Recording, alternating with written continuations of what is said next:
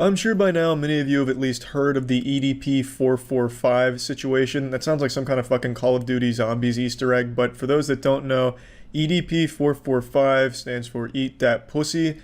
He was a big YouTuber. He had a huge online presence, and this week he was accused, and with a lot of evidence backing it, of being a pedophile. And with video evidence, him showing up to a meeting place where he believed he was meeting with a 13-year-old that was actually set up in very similar style to like a Chris Hansen investigation by a YouTuber, Predator Poachers. That name actually is shared by other people who hunt predators, but today this was done by one person, or one group in particular, and that person, the big face behind it, is not a good person at all. And that's why I wanted to do this little intro here, because I want to make it clear that there's no heroes in this story. You can't root for the person behind the investigation of EDP. They did a good thing, but they're a shit person. The main guy behind Predator Poacher has had a lot come out about him recently, showing his prank calls to a BLM hotline where he just says the N-word. He said the N-word, hard R, multiple times. Believes he's like an edgy troll, but his trolling is just saying the N-word. Epic prank, and he's just not someone that I can really appreciate the work of. But he and his group were the ones that broke this story on EDP, who is a very bad person as well, who, with all of this evidence coming forward, which is pretty damning, have put together this whole case against EDP445. And today I watched it all on Twitch, streamed it with the community, so that way we could all be caught up on the internet lore together. I've heard it's really bad. So yeah, the general gist of it, EDP445, a huge YouTuber, very popular YouTuber. I personally wasn't super familiar with his work. I'd always heard his name though, stands for Eat the Pussy 445. So this came out a day ago, which was to hype this up. I think this is only reading text messages, and this is when he actually showed up. This is the only thing I've seen. This guy has a fucked up past. Like, even on this channel, apparently some videos that are still up from streams where he'd call BLM and drop the N-word to them or something. Like, he'd call organizations supporting BLM and just start dropping the N-word or some shit. Like, this guy is not a good guy. So, everybody go subscribe right now. Go subscribe. And if you want to see the full chat messaging... I'm sorry to interrupt again. Another thing, the reason this video took so long for them to put out... is because he wanted to wait for it to get full monetization. So that's why he kept hyping it up, and the reason why he kept pushing it back, because it wouldn't get full ads on it. So this guy's kind of a real piece of shit, if I'm being honest. Like, he does a good thing in the worst possible way. And show interest. Who starts a conversation like that? You're old, so... What? Bit of talk. Dropped a mean ass shit. Man, they say fucking chivalry is dead. This guy is suave. Now that is how you flirt. That's a good line for Tinder, I'd say. If you guys need any help on like your game, take notes from EDP. Dropped a mean ass shit. And then send an audio message.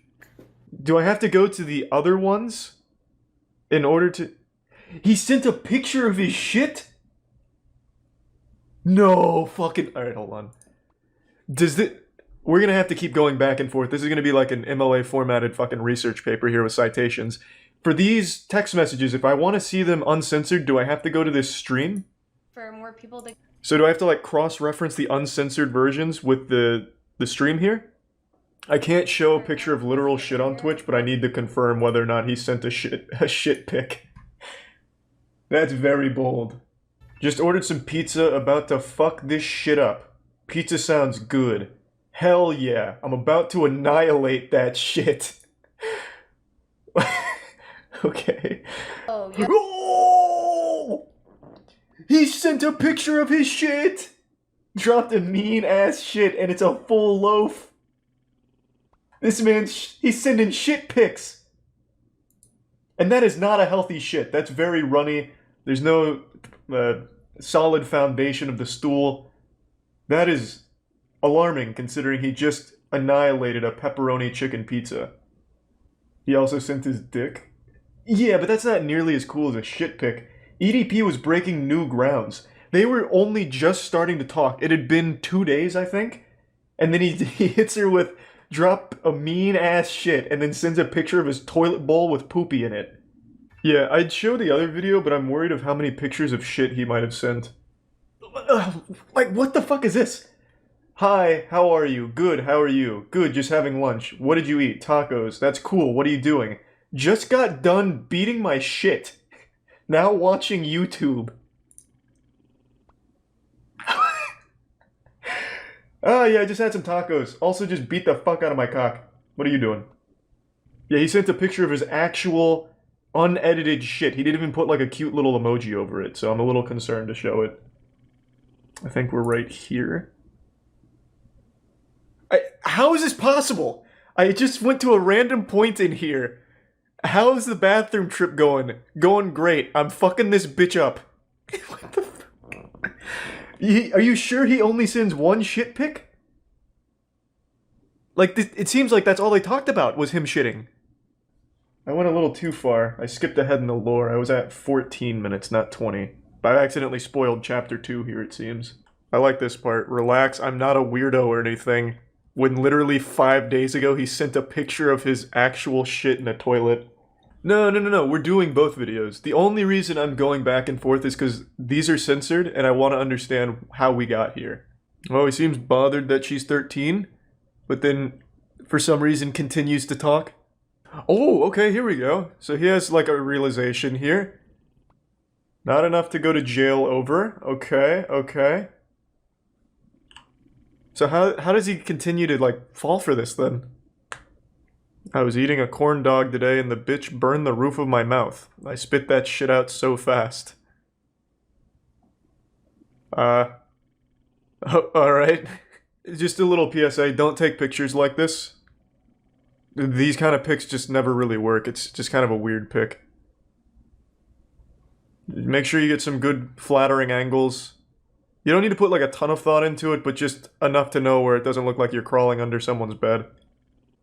Where are you ticklish? On my back and stomach. If you ever want something from me, and you want it, the easiest way would be to tickle me. Okay. I hope you don't tickle me, that's my weakness. If EDP was a boss battle, tickling would be his weak spot. That'd be your DPS phase. One of these days, I'm gonna surprise you, put my hands over your eyes and be like, guess who? That's like the worst surprise ever. That'd be like the last way I'd want to be introduced to somebody. Ugh, this is so fucking weird. Want your first kiss to be enjoyable. This really does remind me of To Catch a Predator, like the chat logs that they'd show. So he was like super into nibbling on her ear and being tickled and shit. Started talking about sex, and then here he had a realization like, that's fucking illegal and wrong and bad.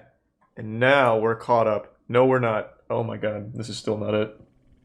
Cute little fingers. Oh, how did this... Okay, what? How did this happen? Literally, like 10 messages ago, he's like, this is bad. Can't do it. We can be friends. Cute fingers, by the way. So you want to have sex? I can go easy, of course. Wait. Nah, EDP doesn't go easy. He goes ultra nightmare mode. There's no slowing down there. Man's just a fucking machine. I honestly enjoy doing what my YouTube name says. Eating the pussy. Yeah. Munching down on those beef curtains, baby! Yeah, there you go, EDP. What's the 445? Just a random number I chose, nothing to the meaning. Definitely has meaning now. I think the 445 absolutely has meaning. The amount of years he'll spend in jail. Well, probably not. You guys, I didn't know this. I learned this the other day. You guys remember Jared Fogle? The guy who had like 15 quadrillion quadruple bytes worth of child porn on his computer, as well as like openly admitting to abusing kids. You know he only got 13 years in jail? Did you know that? I thought he got life imprisonment. This man had so much child porn they had to invent a new way of measuring how much he had. And he only got 13 years in jail. This had to be like a full-time job texting this guy. putting in 9 to 5 hours here on the text messenger. Can't wait to hug you and kiss you. On the lips. On the cheek. On the neck. And I'd kiss and taste you down there. The vagina. The old vagina. Man, EDP really does just have a way with words. I love to kiss and lick the top of the foot. I love the toes, actually. Huh. So I can lick and suck your boobs. Pretty incredible. How does it feel? Pretty incredible, to be honest. The nipples get hard and really sensitive. I'm telling you, this is a lie.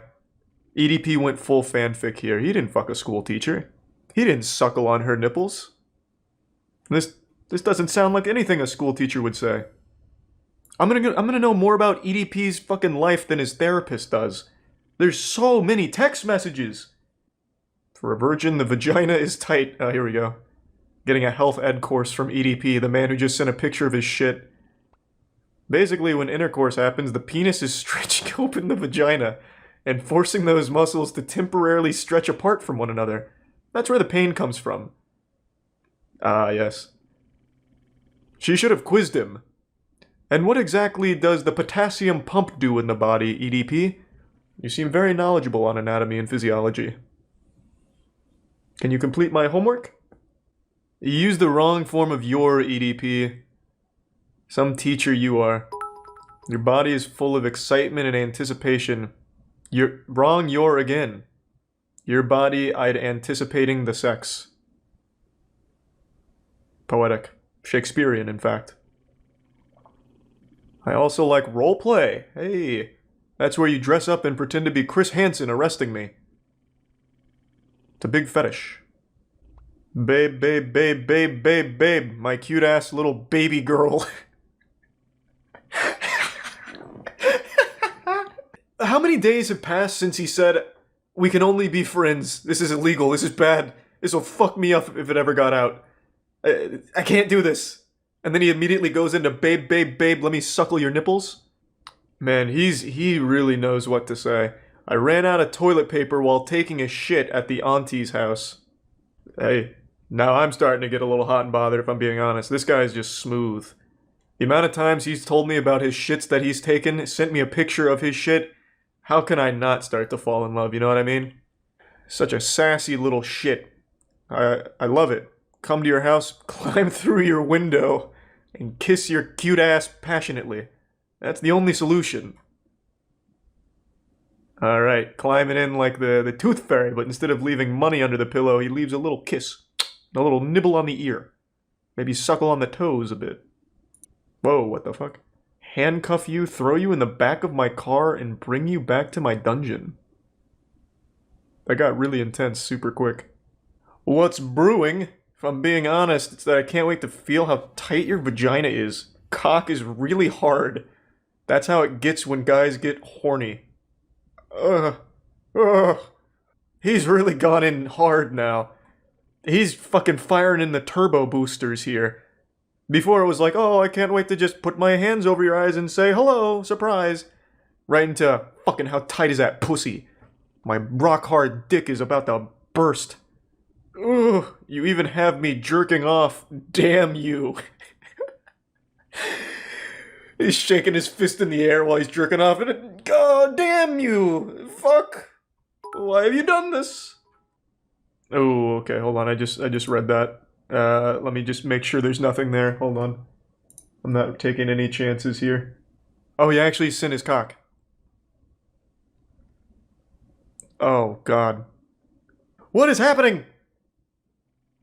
He's going wild in the text messages now. Fuck. He's busted nuts twice in a single text string? Lord. I'm gonna come. I'm gonna send it on Instagram. It's not letting me send videos here. What the fuck? That's cum, babe. I hope he, like, came into a glass or something, or like a petri dish and stirs it around like a whole lesson. Ah, madame, this is splooge, also known as semen. Many other names. Basically, whenever it feels so good to the point where I can't take it anymore, that's what happens, yes, the milk, the cream. Holy shit. You weren't kidding. This is really, like, fucking bad. And then the fact that he actually shows up, this is actually horrible. Oh no! He's becoming self-aware! He starts to recognize, like, shit, these could actually be screenshotted. Oh, and then from that concern, immediately back into, like, playing the health teacher. I know your body is growing and starting to develop. That's why I agreed to this. I want to be your first, little cute ass. Want to bend you over my table and oh! Just want to throw you on my bed and lick you up. Oh! What the fuck? This is worse than like 50 Shades of Grey writing, and that shit's horrible. They unironically use the term like sodden panties in that book. What do you think about that? I like that conclusion, as if you just dropped the mic. Yes, I want to fuck your fucking butthole. I want to butt fuck your pussy. So what do you think? Will you invest in my company? Like it's Shark Tank? That's probably the face he made when he went to meet her in person, and it was just two dudes with a camera. That's probably the exact face he wore right there. That's like a YouTube shocked thumbnail. Of course, real vaginas don't produce lube. Is he a virgin? It's not like vaginas are just dry. It's not like sticking your cock into like sandpaper. Maybe he just means like it doesn't produce Astroglide or something, like a specific lube brand. Like they don't have like a, it's not like Spider-Man's webs, like in the Amazing Spider-Man where you have to like put new web slingers in there for vaginal lube. But vaginas actually do get lubricated themselves. They're like a self-lubricating apparatus, really. Kiss your daddy goodnight. Sleep tight, princess. So this is when he finally started to believe this could all be a fucking setup. As if there wasn't an entire fucking 3 seasons of an extremely popular show all about this exact same thing. Even being fully aware of this very real possibility. Literally for like the 10,000th time in this conversation. Yeah, I guess every time he busted a nut, he started to realize this could all be fucking fake and a setup. But then after post-nut clarity faded away, he went right back to the, let me suck your fucking toes and take a shit. Here, he doesn't want to be. Let's go have a talk. How about on that bench right there? Okay. Can we give him a lav mic so we get better audio? Let's really go in here. Put this on, EDP. Right here. Coming out here to... Glasses off. Okay. Go ahead. Well, I was actually coming out here to pick up a cupcake and then go back home. Oh, okay. There was... Do they... You know, Do they sell cupcakes that was in this driveway? because I'm Oh, okay. So you should title a video instead of, your video almost threw hands with a 13-year-old. You should title your video almost hands with a 13-year-old. I think that'll get a lot of hits, EDP. I think so. Yeah. Oh. So this is you. Good one. So he's got like a whole little Okay. All right. routine So, prepared. Dan, what made you? So you initiated conversation with a 13-year-old, knowing she was 13. Yes or no? Correct. Okay. So is that a good? That guy in the background's trying so hard to seem like he's not So, listening. You've been exposed for this before. Correct. And you called them, but this is damning. Right. This is, I had to make sure myself. Right. Do you recognize me? No. Okay. I had to make sure myself. Well, that didn't really work. You don't have the Chris Hansen prestige yet. Me and my friend Keisha. Do you know who I am? Nope. Hilarious, man. Okay, that hurt. I appreciate it, man. What I don't understand, why are you attracted to like 13-year-olds? Like, why are you attracted to underage? That's a good question, yes. said- Why do you like children? In one of the Asking the hard-hitting screenshots questions. that you've always wanted to be with someone younger. Like you like cops. Right, right. Like, what goes through your head? What They should have rehearsed a little bit like what they want to ask. real, man. What goes on So why are you a pedophile? is loneliness, dude. I'll be completely honest with you, man. Do what Chris Hansen does. He does a really good job with interviews. Like, we're not like that. We're not like that. We're not attracted to minors. Bro, come on, man. You know exactly what it is, dude. Okay? No, Are you a we're pedophile? attracted to we're attracted to female our own age, dude. Let this This be is known. Let this be known. I am not a. So what are you? If you're here to meet up with a 13-year-old girl after sending He hit it up like it was a catchphrase. Hey, not a pedophile. A guy that is. But we can forward this to cops because Yeah, absolutely. most definitely this is not your first time either, right? Right. This is absolutely not. Whoa. This is actually This actually is my first time. You just said it wasn't your first Yeah, that was Now you say second time? that was a bit rough on that one, The EDP. first time was You've done this before, yes. so But I mean, no, though. right? Yeah. So now, as far as the whole fantasy goes, you know what I mean? Let's be real, okay? You know what I mean? Like, What that's the part what does where that I'm mean? like, Stop saying you know what I mean. don't know what you mean. Sexual fantasies, that's what I mean. Okay, so sexual. I'm not calling you the P word, if you know what I'm talking. Look at these I'm screenshots. not calling you the P word. Yeah, but you know what I but mean. Do you fantasize about females under the age of 16? Yes or no? Sometimes. Yes. Okay. What are you doing? Holy shit. You fantasize about a 13-year-old, correct? Yes or no? Correct. Okay. Holy so, shit. if- This is right. fucking rough. Holy time. shit. I know, but you said earlier it was your first time. Like, Okay. Oh my Yeah, god. so we'll get to that. So you said, so 13 is the fantasy. Like for me, okay, 18. I think there's hot 18-year-olds. I wouldn't do anything with a 17-year-old. Right. But there's hot 17-year-olds. Right. But I don't go, yeah, when I see a 17-year-old. I'm just like, I can't do it. Like it's just not right. What But- what are you so what are you going on makes about? you go, Maybe about 7 months ago. This is just an extremely long confession. He doesn't he's So not what fighting did you any of do- this. so what was it that made you realize? Holy like, shit. For example, it's a bad analogy. You know, like if there's a hot 19-year-old into me, I'm like, oh, awesome. But if there's What like are you talking? I shouldn't say there's such thing as a hot 12-year-old, but if there's a 12-year-old into me, a 13-year-old, Jesus Christ. never. So what makes it okay to you for you to come here? It doesn't make it okay.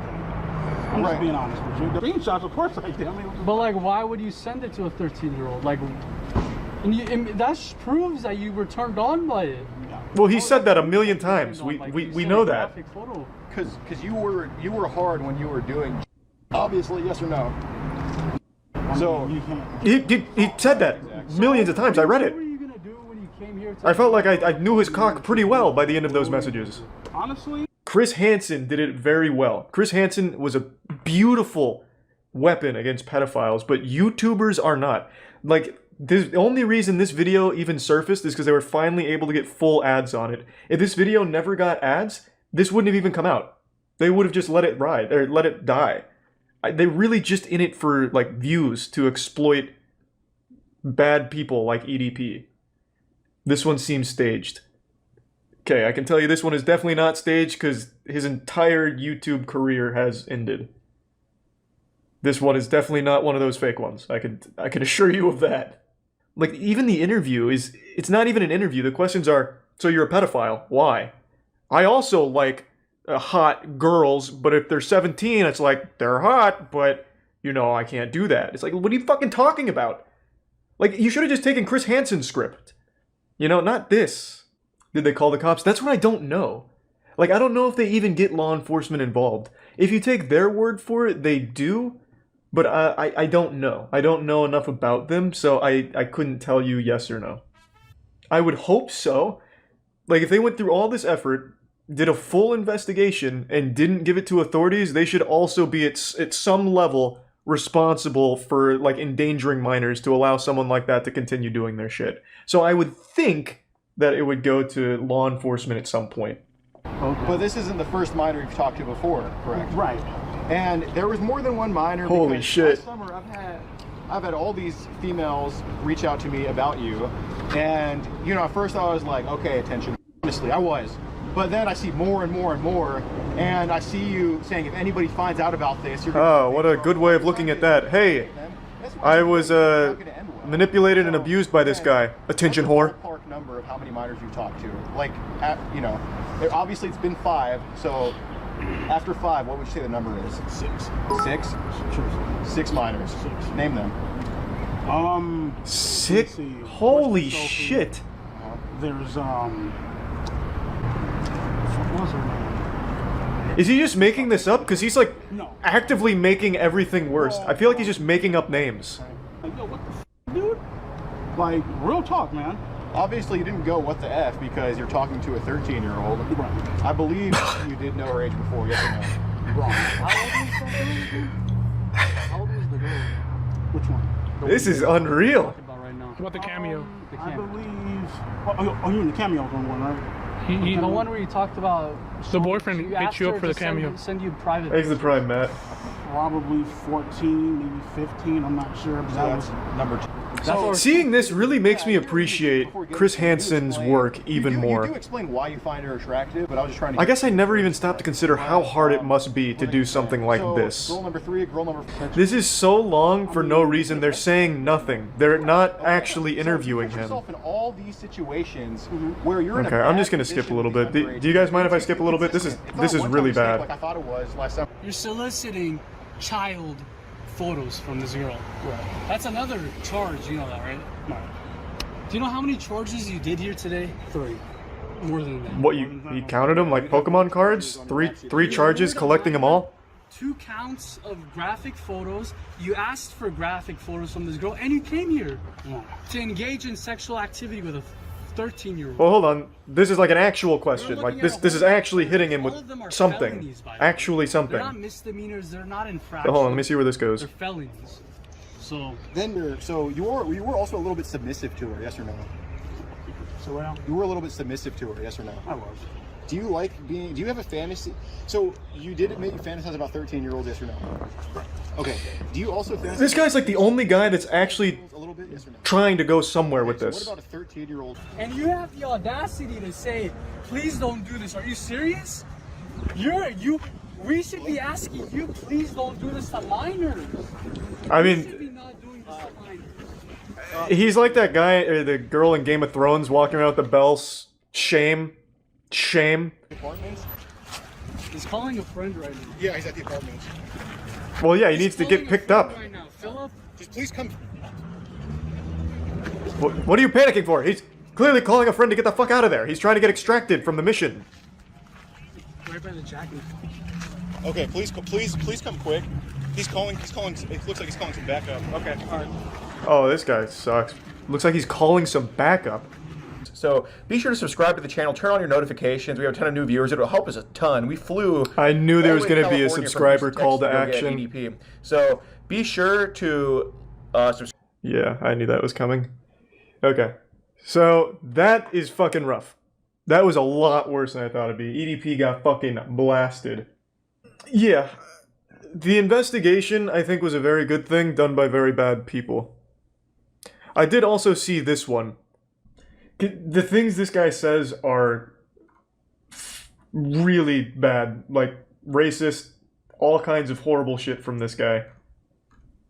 And a lot of people have taken note of it, but not everyone. I don't think this guy should be gaining so many subs for this shit. He did a good thing, and he tried his best to make a lot of money off it and capitalize on it, constantly calling for subscribe actions, refusing to post the video till it has full ads. So, I think the guy sucks, but what he did was good. And when he's talking to this guy in particular, he keeps talking about how... So, I'll break it down. The guy here is suicidal. He gets caught and he starts talking about how he's suicidal, he's tried to kill himself a couple of times, and in response, this guy says, you can't kill yourself because you're Jewish. That'd be a hate crime. What are you, some kind of Jewish Nazi? And then he keeps saying that for like 5 minutes. Like, that's his whole joke. He has like a little stand-up routine about why this guy shouldn't kill himself because he's Jewish. It's horrible. I actually, before finishing this up, I do want to look them up one more time. They claim that they've done this before, and the chat has told me that they've had people arrested. I want to see that. Okay, let me just immediately show you why I doubt that these guys actually care and are doing this for a good cause. Just going to their website, this is the first thing. Before you get anything else, you get payment plans. This is fucked up. So now where can I find out their track record? Have they actually gotten bad people off of the streets? Or do I have to pay to get that information? Holy shit. Making merch for hunting pedophiles. That's so weird. What does that merch even consist of? It's gonna be like one of those, like, cool dad shirts, like, I'm a veteran, I didn't fight in wars for you to look at my daughter, I'll put you in the ground. It's gonna be like one of those. I hunt pedophiles for views on YouTube. Or for money on YouTube, excuse me. At least Anxiety War, I do know the channel. At least they seem to actually want to do something good. And being successful is just, it came with the turf for them. Like Chris Hansen. Though I wouldn't really compare Anxiety War to Chris Hansen, but what I'm saying is at least they seem to be in it for a good reason. And there's also no information on this site except for buying things. I just wanted to know, do they have any proof that their investigations and this content they've made has actually gotten anyone arrested, put away, off the streets, anything? A lot of you said that they did, so I'm just wondering where you found that information. Who wouldn't want to walk around with a shirt that says Predator Poacher Hunters Club? That'd be pretty cool. So the first thing that comes up when I look this up, vigilante investigation creates issues for prosecuting cases. Talking about the predator poachers.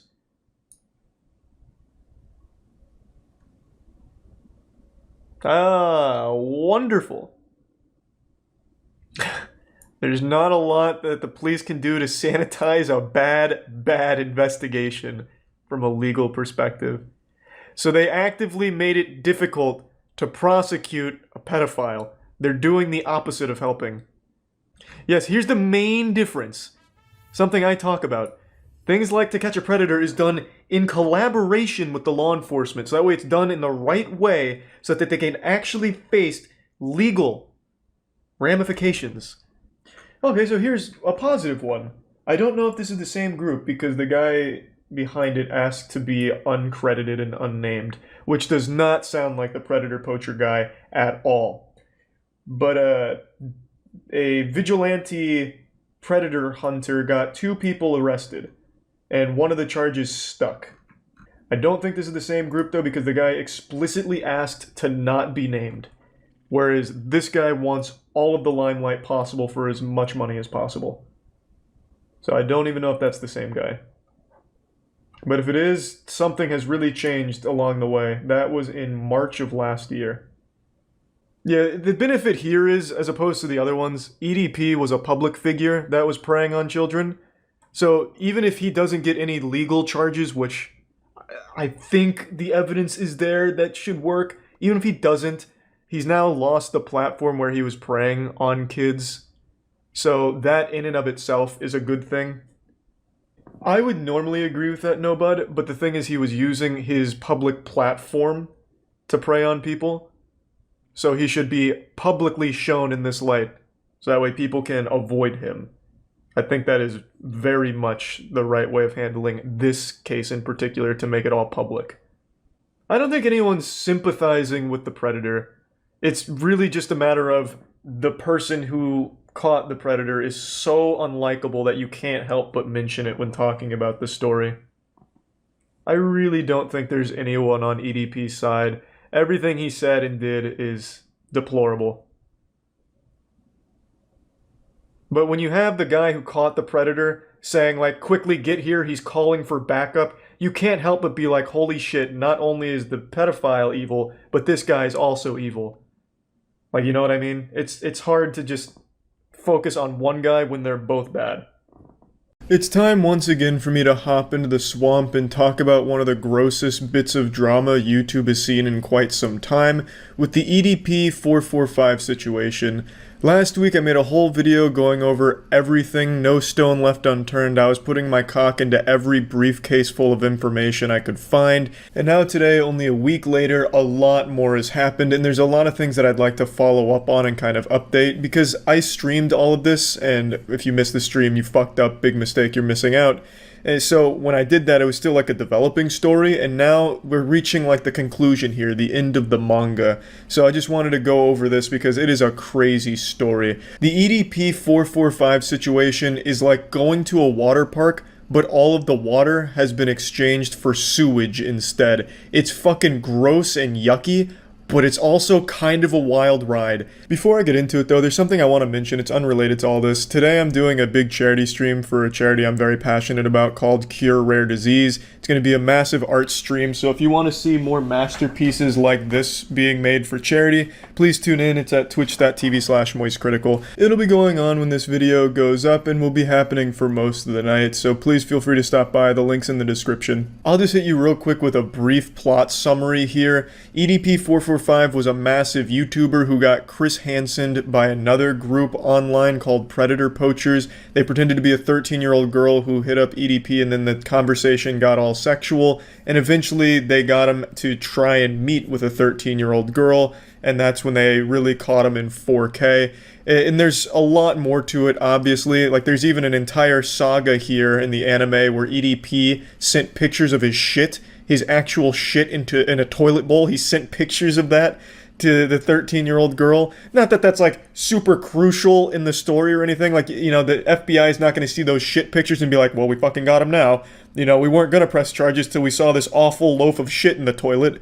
But it's something that I find to just be so weird and wacky that I can't help but mention it every time I hear or talk about the EDP story. Because I've never even heard of someone like sending shit pics. He also does send dick pics too. He plays by the meta, but the shit pics was truly something innovative. But anyway, that's basically just the story. YouTuber gets Chris Hansen and gets caught as a pedophile in a sting operation here by the Predator Poachers. And in most cases, you would expect the person behind this to be someone good looking to do something great for the community, like they did a great act catching a bad person. So you would expect most people would be patting them on the back, you know, patting them on the ass, telling them good game. But you can't really do that for the guy behind Predator Poachers. His name is Alex. And since this big bust, a lot has come out about Alex. It's a lot of awful fucking shit. Half of it I can't even begin to show on YouTube because it is really deplorable stuff. Basically what happened is the Spider-Man meme where both Spider-Men are pointing at each other, but in real life. It was like a cliche scene from an action movie right before the villain dies. He's like, I'm taking you with me. That's what happened. So they bust EDP, but then Alex gets busted as well. Tons of clips surfaced from Alex where he was being extremely racist, dropping the N-word, hard R, homophobia. He was being really creepy to a decoy, asking them to do stuff for him, claiming it was a predator asking. It was really unsettling, disturbing, gross shit. He'd also make jokes about having children in his basement that he fucks. Like, he's a weird, gross fucking guy. And since all of this came out and the story blew up, EDP445 has been banned off YouTube, and Chet Goldstein has been banned off YouTube. Chet Goldstein was the channel that Alex would use from Predator Poachers for all of the content, and it's unclear whether or not he was banned for all the racism that was on the channel, or really what he was banned for. If I had to spitball a guess, it would probably be all of the fucking racist shit that came out, and a lot of it was on the Chet Goldstein channel. That would be my guess. But I know when I mentioned this during the initial video, a lot of people were mad at me for saying just because the guy behind it's a bad guy doesn't discredit the investigation or the work. And I never said it did. You're just actual stupid brain to think that because this guy is bad, I am now all of a sudden defending EDP. Nobody's doing that. EDP's bad, and so are the people behind it. It was a good thing done by shitty people. It happens. You can still point out the shitty people while still acknowledging the good thing. I don't know why all of a sudden that was controversial to say. And it's still controversial. Like when people point out how awful of a person Chet Goldstein was, people often get met with angry comments saying, who cares? Doesn't matter. Being racist isn't as bad as being a pedophile. But I mean, they're both bad, so you can still point them out as bad. Like, you're just fucking dumb. Anyway, let me show you some of the clips, because people were also downplaying the severity of how awful this Chet Goldstein Alex guy was. So let me just show you a little bit. Highly censored, though, because this kind of shit is awful. Dude, you can't say fucking live stream. It's bad. Dude, then we're gonna get offended and report us. Oh, you're right. What the fuck is wrong with you? This guy just said racist creep. Where are you, black? Yeah. It's probably a fucking angry n something. Oh, you're right. I don't want to eat anything right now. What the fuck, racist for real? I have a 3-year-old in my basement that's like lacking vitamin D. I provide her with plenty of D, just not the vitamin part. Oh no, that's not good either. Oh, really? Not if it's a child. Well, I was tired of being a virgin, so what the fuck? Wow. Yeah. Fucking Nick. Oh shit, I said that in front of 216 people. Yeah, the guy fucking sucks ass. Like, he's not a good person. He did a good thing, but he's not a good person. You can point out the good thing and also point out that the person is bad. It's not one or the other. It can be both. EDP's bad. Check Goldstein, Alex, Predator Poachers Alex is bad. Now, there is one thing I'd also like to set the record straight on. The guy that was with Alex when they busted EDP on camera, the guy that was wearing the mask, he is not associated with Alex. That is a completely different person named CC Unit. He is not, like, affiliated with Alex and his shit. He doesn't, like, sign off on it or anything from everything I've seen from the guy. He just happened to collaborate with them on this case, and unfortunately, like a porta potty being rocked back and forth, got caught in the crossfire of shit. Which is unfortunate because, I mean, he was probably a good guy and probably had good intentions. He's been doing this for a lot of years from what I can tell. Whereas Alex was just looking to capitalize and make money off it. He was pumping merch through it. And when you went to the website, all it was payment plans for like Predator Poacher merch and him saying he'll come to your city to do like a stand-up routine and put like a finger in his butthole, smell it and laugh. Like, all Alex wanted was money out of it, and he got like 100,000 subs. He wouldn't even post the video till it got fully monetized. But CC Unit is not affiliated with that. He's completely separate and just happened to be there and collab with him on the day that they busted EDP. So I actually really do feel bad for that guy, assuming that he doesn't have a past like Alex, but from what I've seen, he does seem to just genuinely want to help make the community a better place. Now, don't pump those brakes yet, because this ride is still going. You can't get the fuck out of here. This is Mr. Bones' wild ride. This is a never-ending adventure here. The biggest development is absolutely the authorities getting involved and saying that they are going to look into the case. But they also acknowledge that it could be a bit difficult given that this is not a very well-conducted investigation by people that are less than professional, which is a remarkable understatement. Calling Alex less than professional is like calling a shotgun blast to the chest a minor boo-boo. It just doesn't really do it justice. It doesn't really capture the magnitude of the statement. Now, in the initial video, I showed you a couple different examples. One where the Predator Poachers made it much more difficult for authorities to move in and actually apprehend a pedophile. They said that the investigation was so bad that they couldn't really sanitize it and use it, and it just made it a lot harder for them to actually get charges against the predator. So we've seen examples where the vigilante predator hunters are really counterproductive to getting a pedophile behind bars, but then in the same video I also showed you an example where they were successful and helpful in getting a predator put away for at least a small length of time. So there's really no way to know where this is going to fall, if it's going to be like this investigation just fucked the case in the ass and now all of a sudden EDP isn't going to face any charges, or if this was actually helpful to the case. Overall, like I said in the last video, I think them going public with it isn't inherently a bad thing. Even if they were just trying to use this as like a spectacle for views and money, bringing it to the public eye was probably the right call regardless, because he was a public figure with a public platform using that platform to prey on kids. So coming public and getting that platform removed from him absolutely was the right call to combating this case in particular. But whether or not that's going to make it harder for authorities to actually put him in jail is what we're going to have to wait to find out. All I know for sure is there are no heroes in this story, but there was a good act done by a bad person. And what a fucking crazy week on YouTube it's been from all this shit. Actually, probably one of the like wildest things I've seen on the platform. And yeah, I just wanted to do a little follow-up to it. I don't know if we'll hear any more about EDP and all this, because I imagine from this point forward it's going to be between him and the authorities. So it probably won't be any more like public drama stuff on EDP, but who knows. Anyway, just wanted to follow this up, and yeah, that's about it. See ya. Hey asshole, I've got two important questions for you. How far would you go for a sponsorship, and how far would you go for YouTube views? Would you crash a plane? Would you commit a felony? Huh? If your answer to that question is no, then you're a pussy and a coward. Take it from my man Trevor, who recently possibly crashed his plane on purpose for the sake of a viral YouTube video. which was also a sponsorship deal.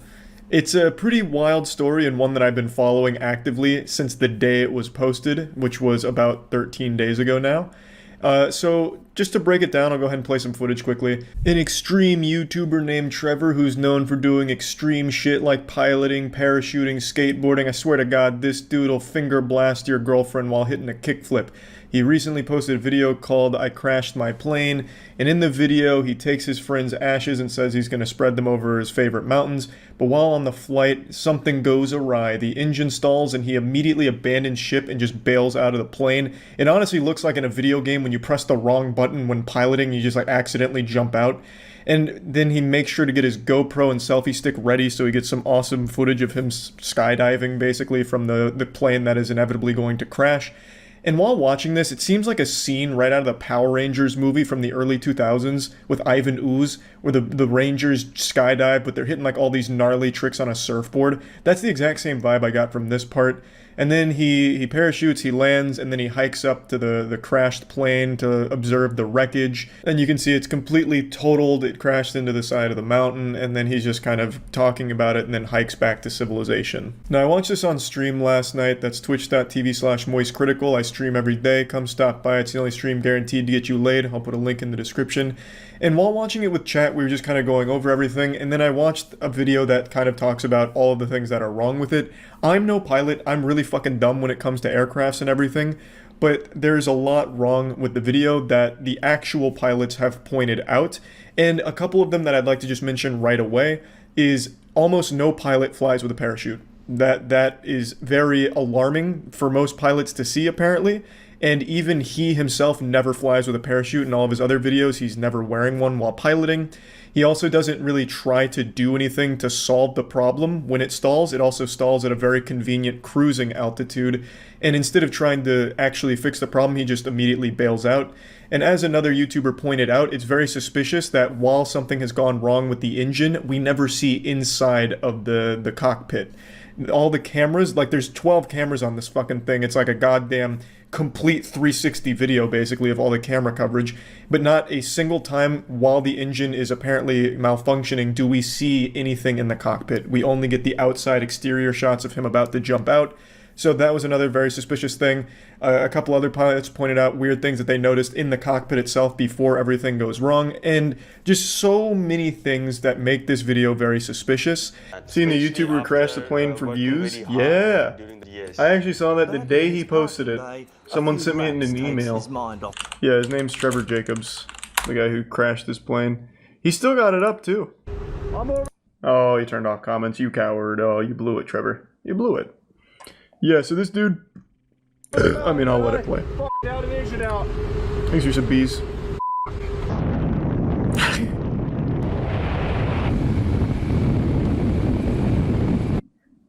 So, to break it down, well, you know, let me just let it play and then we can go over it. I watched this the day it was posted, though. I was on the forefront of this drama. Why, though? There's a couple theories. Most people think he did it just for the sponsorship since it's a Ridge Wallet sponsorship. So he wanted it to have good views so that way he'd get other sponsorships from them. Like, oh, look at how well this video performed for us. That's like the leading theory. But then the other theories is just wanting the attention. That insatiable appetite for some updates. What's happening? How's it going? My name's Trevor Jacob. Super grateful he'll be joining us. Says in the video the engine fails. Okay, so I can already see people coming in here like, no, Charlie, this is completely legitimate. So let's go over a couple of things, and I'll play the corresponding clips. So it's around right here, where the engine stalls. Everything's gone wrong. Catastrophes happened. Every pilot's worst nightmare, next to like getting hit by an anti-air missile. And his first instinct is to jump out of the plane. He doesn't try and fix anything. He literally just leaps immediately. Which is quite literally, from what I understand, the last thing anyone should ever do as a pilot. There's a whole checklist of things they do before even considering this. And also, no pilots fly with a parachute normally. And neither does this guy. He only flew with a parachute in this video and this video alone. All the other videos with him piloting a plane, he is not wearing a parachute. I love the way he exits the plane, though. And luckily it stalled at a nice cruising altitude. Dropping tilted towers. Yeah. Another thing a lot of people pointed out is while he's falling, you can see a ton of places that he could have potentially landed this plane. I'm not a pilot. So the reason I never even bothered talking about it is because I don't know fuck all about it. There were people a lot smarter than me that really dissected this and pointed out all of the bullshit. And this is a felony, crashing a plane on purpose. This is a really big deal. So obviously it generated a lot of waves in the actual community of pilots. So again, he never wore a parachute when piloting any of the other planes that he has flown in. Yet he claims that he always wears one, which is just a blatant lie. That's why I always freaking fly with a parachute. No, which he doesn't. Service. Yep.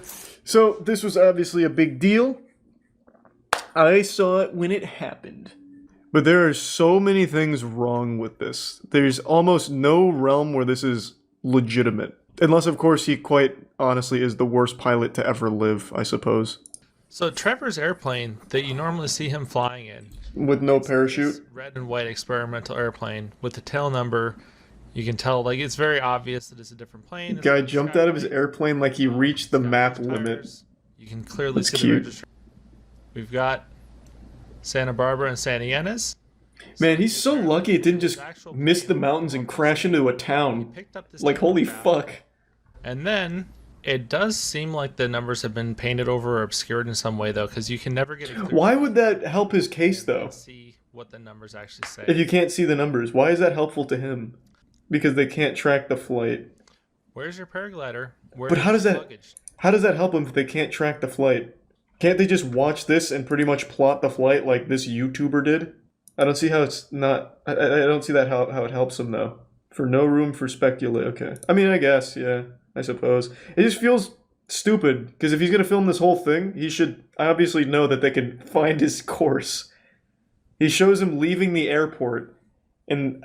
like, that's probably... if 4chan can find Shia LaBeouf's flag in the middle of fucking nowhere by airplane routes and constellations, I'm sure the FAA could probably figure out where this dumb asshole was going and what mountains he crashed into, considering there was only 2 possible locations nearby.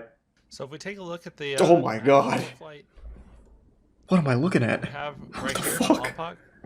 He said that his destination... oh my god! Jesus! Fuck! Up here.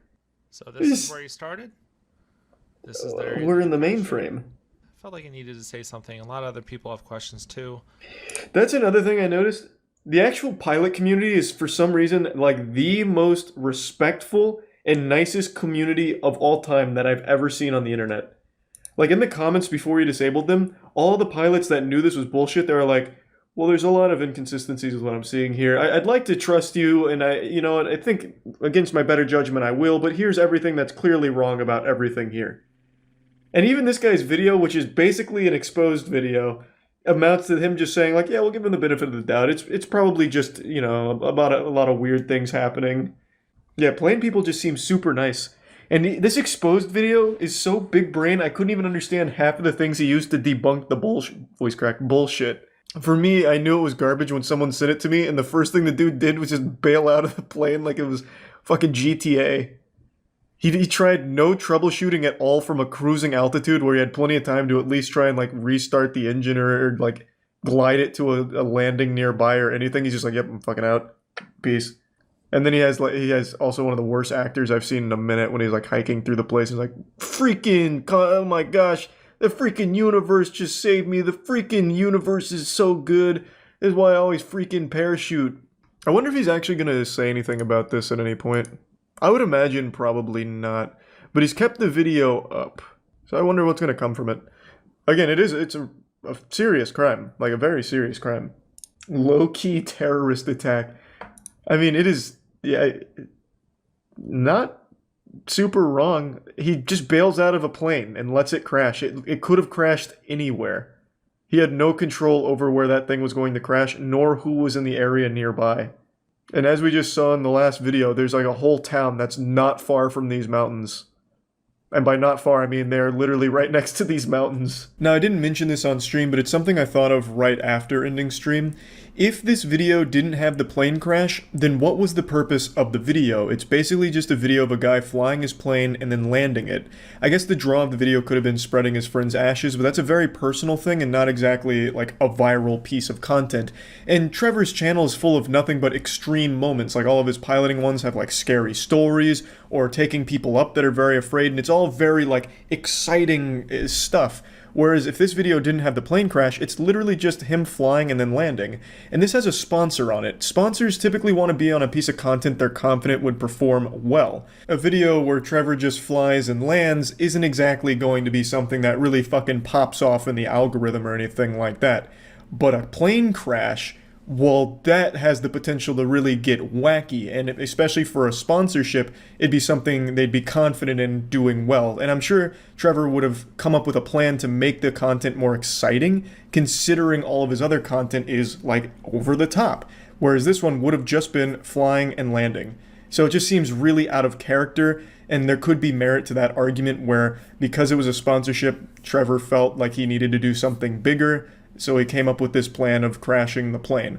Again, all of this could be completely genuine. Maybe all of this is real, the plane really malfunctioned, there was no saving it, so he bailed out. But with everything pointed out by the actual pilots in the community, as well as everything they were able to uncover, it seems unlikely. It seems more like this was a stunt to generate views and interest in his channel and content, which is pretty fucked up if that is the case. But anyway, I just wanted to talk about this. That's about it. So yeah. What's up everybody, it's Critical. I've mentioned this in the past, but I love to watch YouTube drama unfold. It's very entertaining and very pathetic to watch a bunch of grown man children go at each other and make exposed videos on one another. Oh, you know, he's got a small penis, it's real turbo small. iDubbbz big old small penis, real not, it's tiny stuff. And then there's going to be 3 videos on that. They stretch the length to 10 minutes or above to soak as much ad revenue out as possible. I enjoy it very much, it gives me a hoot. And recently I've kind of fallen behind on keeping up with the YouTube drama wave, so I decided to check in on YouTube's resident racist lunatic Joey Salads to see what he's up to. And I went to his vlog channel, and he did a really clever prank where he mailed piss to a bunch of YouTubers, including an 8-year-old boy. And I just thought it was a really clever idea that I really think we should watch together. So this is what we're going to be doing. I'm going to be mailing my urine to a list of YouTubers. Let's see. I got my urine. Take your penis out. Take the penis out. In case you're unfamiliar with this troglodyte, this man who looks like Action Hank from Dexter's Lab is Joey Salads. I don't really need to give an introduction for him. I'm sure most of you know who he is. Just a YouTube prankster who fakes all of his shit and does a lot of sketchy shit. Now, this caricature of a man has just hatched an ingenious idea that not any 4-year-old could. He's gonna take his penis out and put his pee-pee in baggies and put it in the mailbox and send it to people. Wow, what a joke. It's fucking brilliant. Now, I don't know what it is about this man exactly, but he's just weird to watch. He just looks so uncomfortable in his own skin all the time. It's like he's a skin suit for a cockroach underneath and it just doesn't know how to operate it properly. He's just like this hollow vessel and it's just so strange. Fucking stinks. It's good though, right? Oh, hell yeah, it's good, bro. Smelly pee-pee rules. It's number 1. Yeah, I guess so. First lucky guess is FaZe Rock.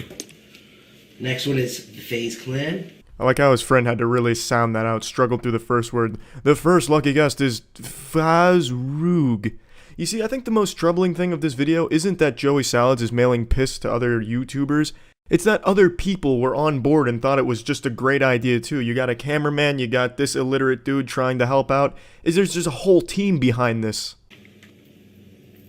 You should put a note in.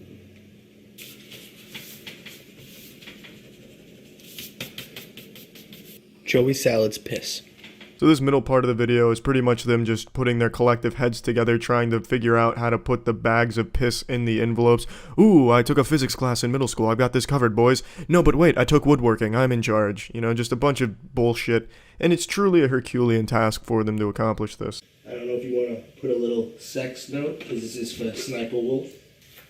Oh, great idea, bro. You're right. This one's going to a girl. They have vaginas. Make sure to say something about her pussy. Yeah, oh, you got a big old clitoris. I want to put my smooth sailing wiener on top of. You know, I'd like to just assume that this isn't really his urine, though, to be honest. Because he's faked everything he's done on his channel. I don't see why this would be an exception, and especially just looking at his piss jugs, it's pretty fucking dark. So unless this man just never drinks water, I'm leaning towards it being fake urine. It looks like lemon drop shots in the jugs, and it probably tastes about the same as lemon drop shots. But you know what, maybe I'm wrong. Maybe this is where he draws the line. You know what? I will fake anything but my urine. I swear to God, I could go down in history as the worst fake prankster ever, but I will go down as a man who did not fake his urine jugs. Ugh. Holy shit, check out that magic trick. A douchebag spun a bag of urine. Are you not impressed? I like how he has to stop the operation just to play with his bag of piss a little bit. I also like how he looks at it really hard for a second just to confirm the authenticity of it. Yes, this is my pee-pee. I'm gonna need to take a swig of it though just to make sure it's my brand. Tana Brat. I don't want to butcher his name on camera, so. Tana. Tana who? Tana. Yeah, he doesn't want to butcher his name on camera. Meanwhile, he has butchered every other name on that entire fucking list. And then he starts to get a little offended. Tanner filled the mesh. Fuck, I didn't know I was gonna get quizzed on this, Joey. Fuck! Bogarden Dick. Oh yeah, that sounds right. One of the most common last names in all of America. Bogarden Dick. See what you make me do, Joe? I butcher people's names when they watch it now. You see what you make me do, Joey? You make me look so dumb in front of my internet friends. You know I didn't finish Hooked on Phonics. Who's Jake Angels? Jake Angeles? For 1 second, I thought he got a name right until he was corrected. He has genuinely not been able to read one of the names correctly yet. Christmas cards. Oh, they gotta open it on camera. So Douche Tits McGee and his excited Oompa Loompa sidekick start shoveling the piss-filled envelopes into the mailbox and creating an awful Christmas jingle. And that's about all she wrote. You got Igor over there on the left, who's probably smuggled one of those piss-filled envelopes for himself to enjoy later. Just open it up and take a big old huff.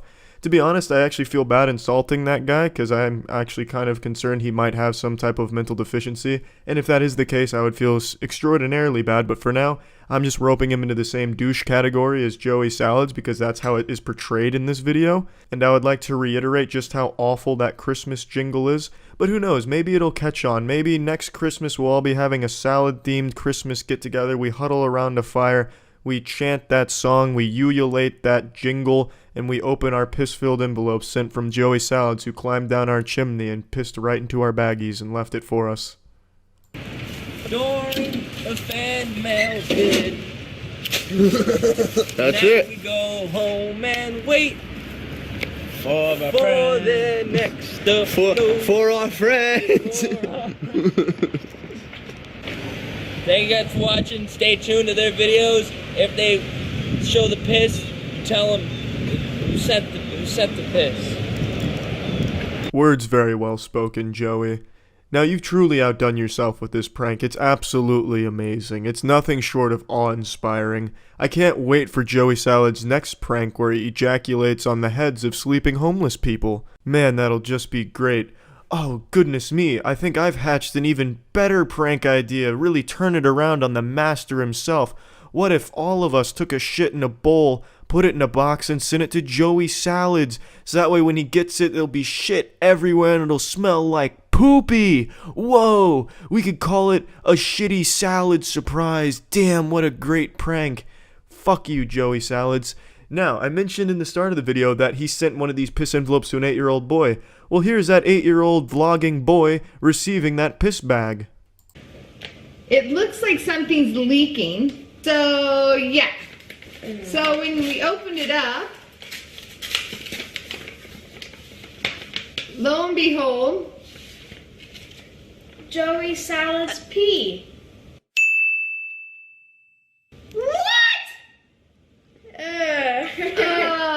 Ew. Happy birthday. It's just what you asked for. So yeah, they get his piss, and then they go on to explain that they're not upset about it because it got them more publicity and exposure because Scarce talked about it in a video. But the mom made sure to mention that it is actually illegal what Joey Salad just did there. And it truly is. You're not allowed to send piss to an 8-year-old contrary to popular belief. I know, right? What are the odds? It's surprising. What he did should have put him on a sex offenders list according to law. Now, I know most of you out there realize that a sex offenders list has been pretty fucked recently since people are getting put on it for just peeing in public or fucking tying their shoes within 5 miles of a middle school. But according to law, he should be on a sex offenders list now. And if nothing else, it's just fucking weird. This man made a conscious decision. Oh, here's an 8-year-old who vlogs. I'm gonna send him my piss. I don't like your vlogs, loser. Joey Salad's piss. Yeah, You like that? Got you good, huh? Great prank. What the fuck are you thinking, Joey Salads? I'm asking you directly. I hope you've watched this far. I want to know what your thought process is when you take piss and send it to an 8-year-old, or you fake a racist prank. I'm just very curious as to what goes through that empty fucking cranium of yours. It's just baffling. But yeah, so this is Joey Salad's magnum opus of pranks, so I'm glad we got to watch it together. That's it. See ya. You know those situations where someone was right about something and they always say like, I don't need to say I told you so, you learned your lesson, I'll be the bigger man here and not say I told you so? That's just such a load of dog shit. I'm 5'6", I'm not that big a man, so here's me saying I told you so. About like 6 months ago, maybe even longer, on stream, I went on a massive tirade about how the majority of those primitive building YouTube channels were fake. And I pulled up multiple videos to try and prove my point, and I was met with nothing but vitriol. People were calling me stupid, calling me wrong, calling me dumb idiot brain, like all kinds of insults about me not being right. Despite my evidence being pretty much irrefutable, I thought people just wanted to live in their delusion that their favorite primitive building YouTube channel was legitimate, but they're not. And a YouTuber named SunnyV2 posted a massive video that's done extremely well that most people have seen by now, which vindicates me, proving that the channels that I'm talking about were fake. There's only a couple real ones, the biggest being Primitive Technology, which I always said was real. It's the only real one that I know of, but I'm assuming there's others that I just haven't looked into enough. But the majority of them, the very popular ones, are fake. Primitive Technology Idea, Mr. Tifu, like all of these massive ones that sprout up out of nowhere, get 500 million views, that have like all of these crazy intricate things like water slides with giant giraffes and crocodile statues in there looking like a fucking mini golf course that they apparently make out of sticks and stones. All of those are fake. Obviously. But no one wanted to believe me when I was trying to prove it, and now that Sunny's made a video on it, now everybody knows that they're fake. And people have apologized to me in Twitch chat for not believing me, and I accept your apology, but still, I told you so. Now let's go through the video and go through the evidence a little bit and get a little more in depth on it. Have you seen the video debunking those primitive building videos? I actually still haven't seen Sunny's video on it yet, but I also debunked those videos on stream, and I was met like I was trying to teach teriology. No one believed me. I tried debunking it on stream because I was telling people that most of them, almost all of them, are fake, and nobody fucking believed me until SunnyV2 posted his video on it. Now I've been vindicated. But yeah, I still haven't seen his video yet. He came out with real evidence and explanation. Man, suck the dirtiest part of my ass. I came at you with, voice crack, with real evidence and explanation, but you guys didn't want to hear it at the time. I brought up like 3 different videos showing the aftermath of primitive building videos where someone bought like 10 acres of property and there was like multiple locations where they made those like underground primitive swimming pools and shit, and you could actually see construction equipment, tire tracks and all of that. And you guys were like, no, those are just naturally occurring jungle tire tracks. Like, I came at you with evidence and you still didn't believe me. Almost every single primitive building channel is underpinned by countless different lies, and we've got tons of evidence to prove it. Goddamn right we do. Now, we need to put an emphasis on the fact that this is a 500 million views per video. Users. That channel name is so shameless, Mr. Tifu. Is it supposed to like capitalize off Tifu being a popular YouTuber in the algorithm? I'm actually not super familiar with this one. Was that the idea behind it? Users continue to mention one name over and over, crediting him as legitimate amongst the sea of phonies. Primitive Technology. Yep. The 10.4 million subscriber channel, which is when going back to the beginning of these silent, relaxing videos, it becomes pretty obvious as to why they're credited. If Sunny plays the same videos I played in my evidence, I'm gonna be tight. Primitive Technology cuts no corners and shows how each stage of the construction is legit. Yeah, Primitive Technology is real. Again, this follows the same format as everything else on the internet. Someone comes out, does something super impressive, legitimately, and a lot of other people will try and do it as quickly as possible to cut as many corners as possible to try and capitalize off it. It happens everywhere, so it's not like it's surprising that it happened with primitive technology. But yeah, he's legitimate. 100%. Or blue. And it's a weird blue color. Why is it so blue? Probably because they're probably spilling dye in or something. There's no reason for it to look so blue like that. Are they really creating these structures out of mud and sticks? Well, when you do a little bit of research, the answer to this question is most certainly no. The best evidence for this is found when I mentioned this as well. In all of these videos making these elaborate, luxurious pools in the ground here out of nothing but sticks and elbow grease, they have like the bluest water of all time. And they're supposed to be getting this water from like nearby rivers or springs that they bring back to their location using like hollowed out logs and making a network out of that. But that's just a bunch of fucking baloney. So in the rest of the video, you'll see the cameraman even mentions that they just bring water themselves and put it there. And in another video that I brought up on stream, also mentioned in Sunny's video, it's mentioned that the water that's at those pools isn't even close by. They don't actually use logs or anything. There's even like PVC piping and stuff in order to help with it. But that is just absolutely not even close to being real in any sense. Frame they're in an 8-foot deep trench. Now, if they're digging this deep with sticks, how are they avoiding large rocks and potential tree roots from, you know, the massive line of trees seen just behind them? Are they being assisted by large machinery? Well, no, we'll get to they're that just in a very little bit, strong. but first, let's focus on the clip where a guy in a white t-shirt can be seen working on a project in the background. Yet, if No, that's just their cameraman. He's also using sticks over there in order to whittle out just a little stubborn branch is all. As the video would suggest. It is a large operation, as you may suspect, with a large team. I'm shocked. After he then offered to answer any questions we had about their channel, we attempted to figure out how many different construction sites before capturing over 8 minutes of footage with a drone. We'll refer to. So you guys believe it when he puts this in his video? I pulled this exact fucking thing up in my rant on these things being fake. But now that he puts it in his video, you guys believe him? That is actually hurtful. That actually hurts my fucking feelings. There's initially a clip where 8 different workers can be seen standing around a rectangular hole in the jungle, followed by another grainier clip from a far distance where somewhere between 7 and 10 people can be seen building a swimming pool. So to further explain this clip, which is something I've talked about at length, a YouTube channel named Photo Expression flew a drone around an area where a lot of these primitive builds took place. A lot of pools and structures like that. And he saw a lot of the aftermath, which is just a ton of trash everywhere, cement bags, tire tracks, as well as pointing out inconsistencies such as the amount of people that'll get like to work on these. So as you just saw, like teams of 7 to 10 in some cases, maybe even more. The cameraman even mentions that there's never really less than a dozen people working on a build. And this Photo Expression video just shows a lot of it and giving you a lot of insight into where the builds are taking place and how they're being done. Is when you compare his meticulous method of creating fire in the wild to the fire making of these Southeast Asian primitive channels. As mentioned previously, it becomes comical.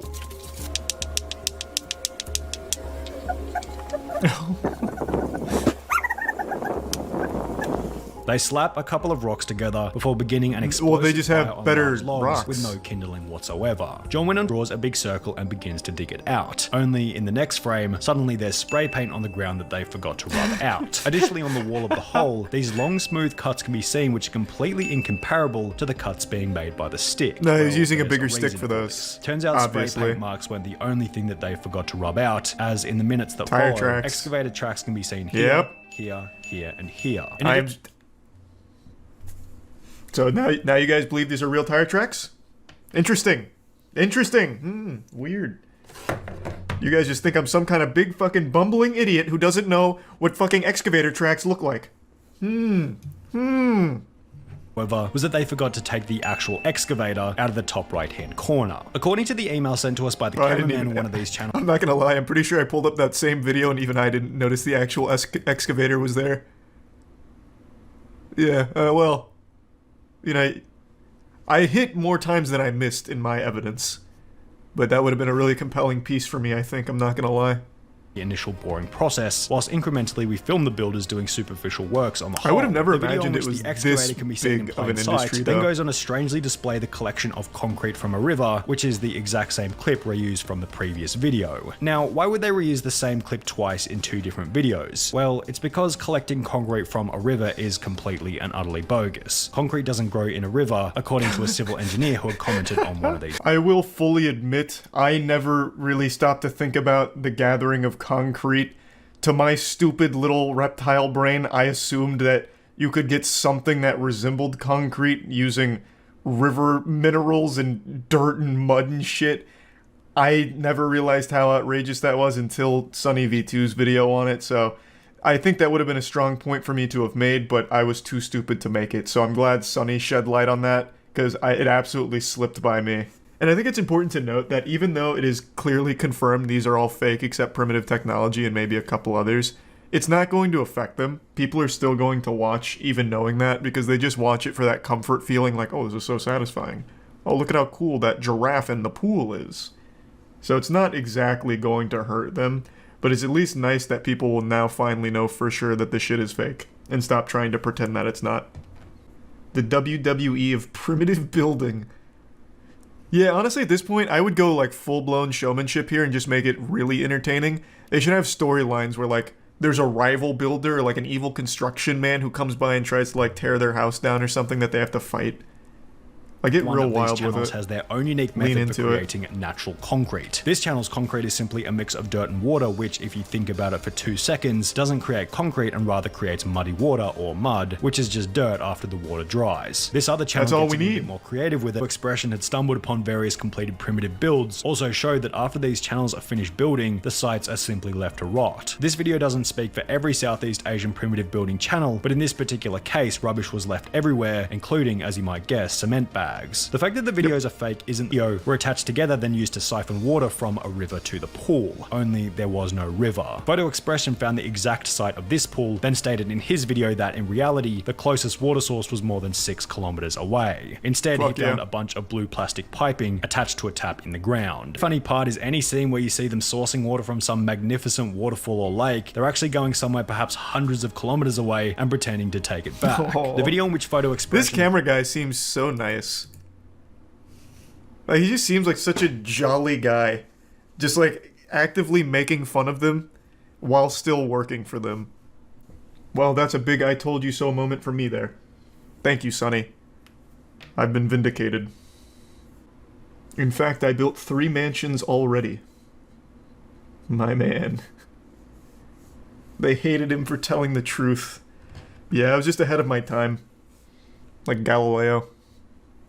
If I had to guess, I'd say all of those fake primitive building channels are probably all owned by the same company who just outsources it to multiple channels to try and get the most juice for the squeeze, which is why you see so many like variations of the same name, like Primitive Technology Idea, Primitive Technology Life. Mr. Tifu's kind of an anomaly. That one kind of comes out of nowhere and getting real wild, but I really do think it's probably like one company that does it, which is why they're all so similar. On YouTube, there's an unwritten rule that when violated, it ruins your image forever. It causes irreparable damage to your reputation, and there's really not much you can ever do to get back in the good graces of the platform. That is abusing the copyright takedown system. It's basically a 10 commandment that when broken is a cardinal sin that banishes you straight to the shadow realm in the eyes of everyone who uses YouTube. And unfortunately, a massive YouTuber today took a bite out of that forbidden fruit. His name is Brent Rivera. I actually recently talked about this goofball only 9 days ago. He was recently involved in some medium rare YouTube beef where he and another YouTuber named Tyler Oliveira were staying at the same haunted hotel that they were milking the tits out of for content. Now, I'm not one to usually believe in the paranormal, but after all of this going around here, I'm starting to think that Brent Rivera really did catch a curse from this hotel. He's now being haunted by a clout demon that's using his body like a fucking fleshlight, a little puppet that's forcing him to say the stupidest shit imaginable and has transformed him into an even bigger douchebag. But anyway, these two YouTubers stayed at the hotel. Tyler Oliveira started trolling Brent a little bit. he was clearly instigating, so he'd go up and like say, hey, do you fake your pranks? Nothing like super mean or aggressive or anything, just like, hey, you fake your pranks, don't you? And Brent would go on the defensive. He'd be like a cornered animal. He'd be like, oh, no, I don't fake my pranks. Do you fake your fucking pranks? And then throughout the night, the two would cross paths in what seemed to be accidental because it's not a huge area. And every time they did cross paths, Brent Rivera and his henchmen would insult Tyler. So it ended up just this horrible look for him where he looks like a piece of shit because he kept insulting Tyler. While Tyler did start it, per se, his was less egregious than everything Brent was doing, so Brent ended up looking significantly worse. It was very petty stuff. I covered it because I thought it was silly, but anyway, that's where it all started. That's why it's important here. So Brent Rivera was getting dunked on by his own community of 4-year-olds who somehow found Tyler's content, or I guess maybe a TikTok of someone dancing while explaining it, must have enlightened them and opened their third eye to the situation, because everyone turned on him. Brent Rivera got a lot of shit tossed at him. A lot of YouTubers started making content around him, and I guess at some point something must have snapped. The nice guy went bad, and Brent Rivera went rogue and started copyright striking and copyright claiming some people's content that was critical of him. And one of those YouTubers is a commentary channel named Dumpy. He's made a couple of videos clowning on Brent for this whole situation, and today posted this video titled Brent Rivera Wants to Delete My Channel, where he goes over what he's been dealing with behind the scenes over the last 12 or so hours, where Brent Rivera or someone that represents him on his team have been filing takedown requests on the content that's been laughing at him. And while those weren't taken down instantly, he did have one piece of content taken down, which was this video here, and it was taken down for harassment, violating the YouTube harassment policy. Now, I haven't seen that video, and I haven't found a re-upload of it, at least not as of right now while I'm recording this, so I can't access it, but I'm inclined to believe that this is a load of dirty barnacles. Calling out shitty behavior isn't harassment. There's nothing wrong with calling out a misbehaving bad actor to the principal's office and disciplining him. As I understand it, Dumpy was just bending him over and taking his hand to his cheeks and spanking him, letting him know that what he's done is cringe, right? Like, that's not that big of a deal. But sometimes there's always going to be big egos and fragile, sensitive, thin-skinned people, like Brent Rivera seems to be, who find this content and get upset about it. And then that broken YouTube copyright system starts to look real appetizing, like a nice big glass of water while you've been starving in the desert. And they just can't help themselves. Just like Adam and Eve, they just need to take a bite out of that apple. So, either Brent or someone on his team decided to start filing copyright takedown requests, which can result in strikes. Luckily, in Dumpy's case, YouTube actually sided with Dumpy. They made him aware that someone was trying to take down the content, but they ruled in Dumpy's favor that they weren't going to be giving him any strikes for it or anything like that. So big W from YouTube on that, but big fucking L for Brent Rivera or whoever is representing Brent Rivera in this way, whether it's a fan or whether he's using one of those scummy, shady third-party companies that do these takedown requests on behalf of creators. A lot of those stinky companies exist, and it's their entire business model to just slap down all types of content unjustly in order to either bury it or make money off of it for the creator. It's a very awful thing. So it might not have been Brent Rivera himself. It could have been one of those companies, or it could have been like fans that for some reason went to arms, picked up a fucking sword and said, we're going to take down Dumpy because he was mean to the guy that we like. I guess that's also somewhat possible because of how broken YouTube's system is, and they still haven't really bothered to fix it. But me personally, I'm inclined to believe that it is Brent Rivera himself in this case here. At least from what I've seen presented in Dumpy's video, it leads me to believe that it's likely Brent Rivera or someone very close to him. So let me walk you through how this thing usually goes. When a YouTuber makes the decision to go nuclear and start filing these kind of takedown requests, the whole community turns against them. People fucking hate that, for good reason. That's the lowest shit you could sink to. Just stop being a little bitch and accept that not everyone's going to like you. And when you do some dumb, embarrassing shit because your ego bubbles over and you embarrass yourself, people are gonna make fun of you for it. That's the circle of life, baby. That's nature. That's the way God made this world, and yeah, and the cyberspace as well. You know, I bet even, you know, the Lord was on an alt account kind of laughing about what you did here, because you looked real stupid during it. The point I'm making is, you just move on from it. You don't do this. When you do copyright abuse shenanigans, it is always like sticking your head into a beehive. You are the only one who gets hurt, but you are just too focused on the potential sweetness in that hive, that honey. You got consumed by the idea that you could take down these videos that were being mean and people being mean to you, you could bury it, but what always ends up happening is you make the problem much worse. You escalate it to a much higher degree. If I can turn your attention back to Exhibit A here, I'd like to explain why I think Brent Rivera himself or someone close to him filed this. Is because of these questions that were answered here. So, I don't remember exactly if YouTube always supplies this, but I guess in Dumpy's case they did.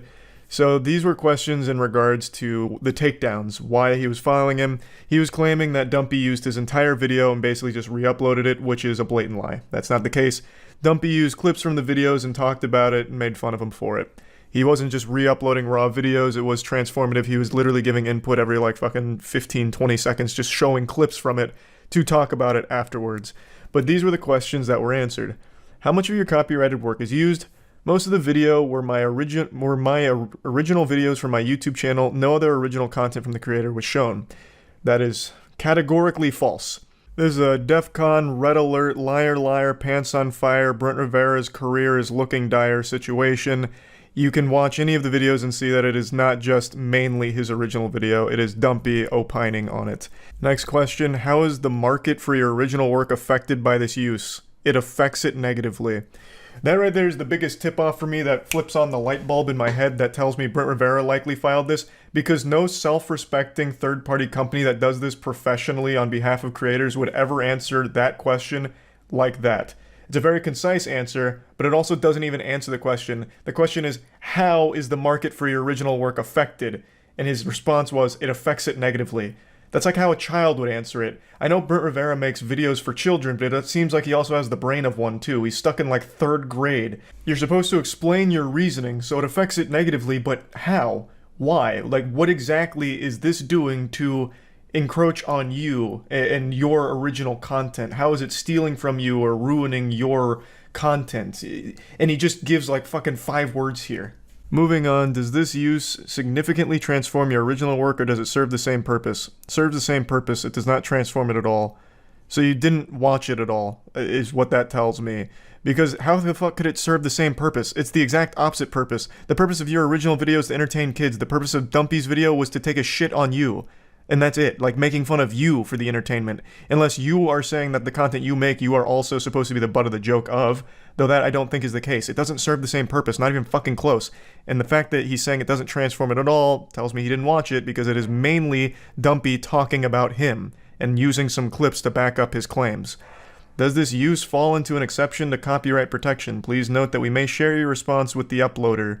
No, it isn't fair use since the uploaded did not adjust the content at all and is most of his video.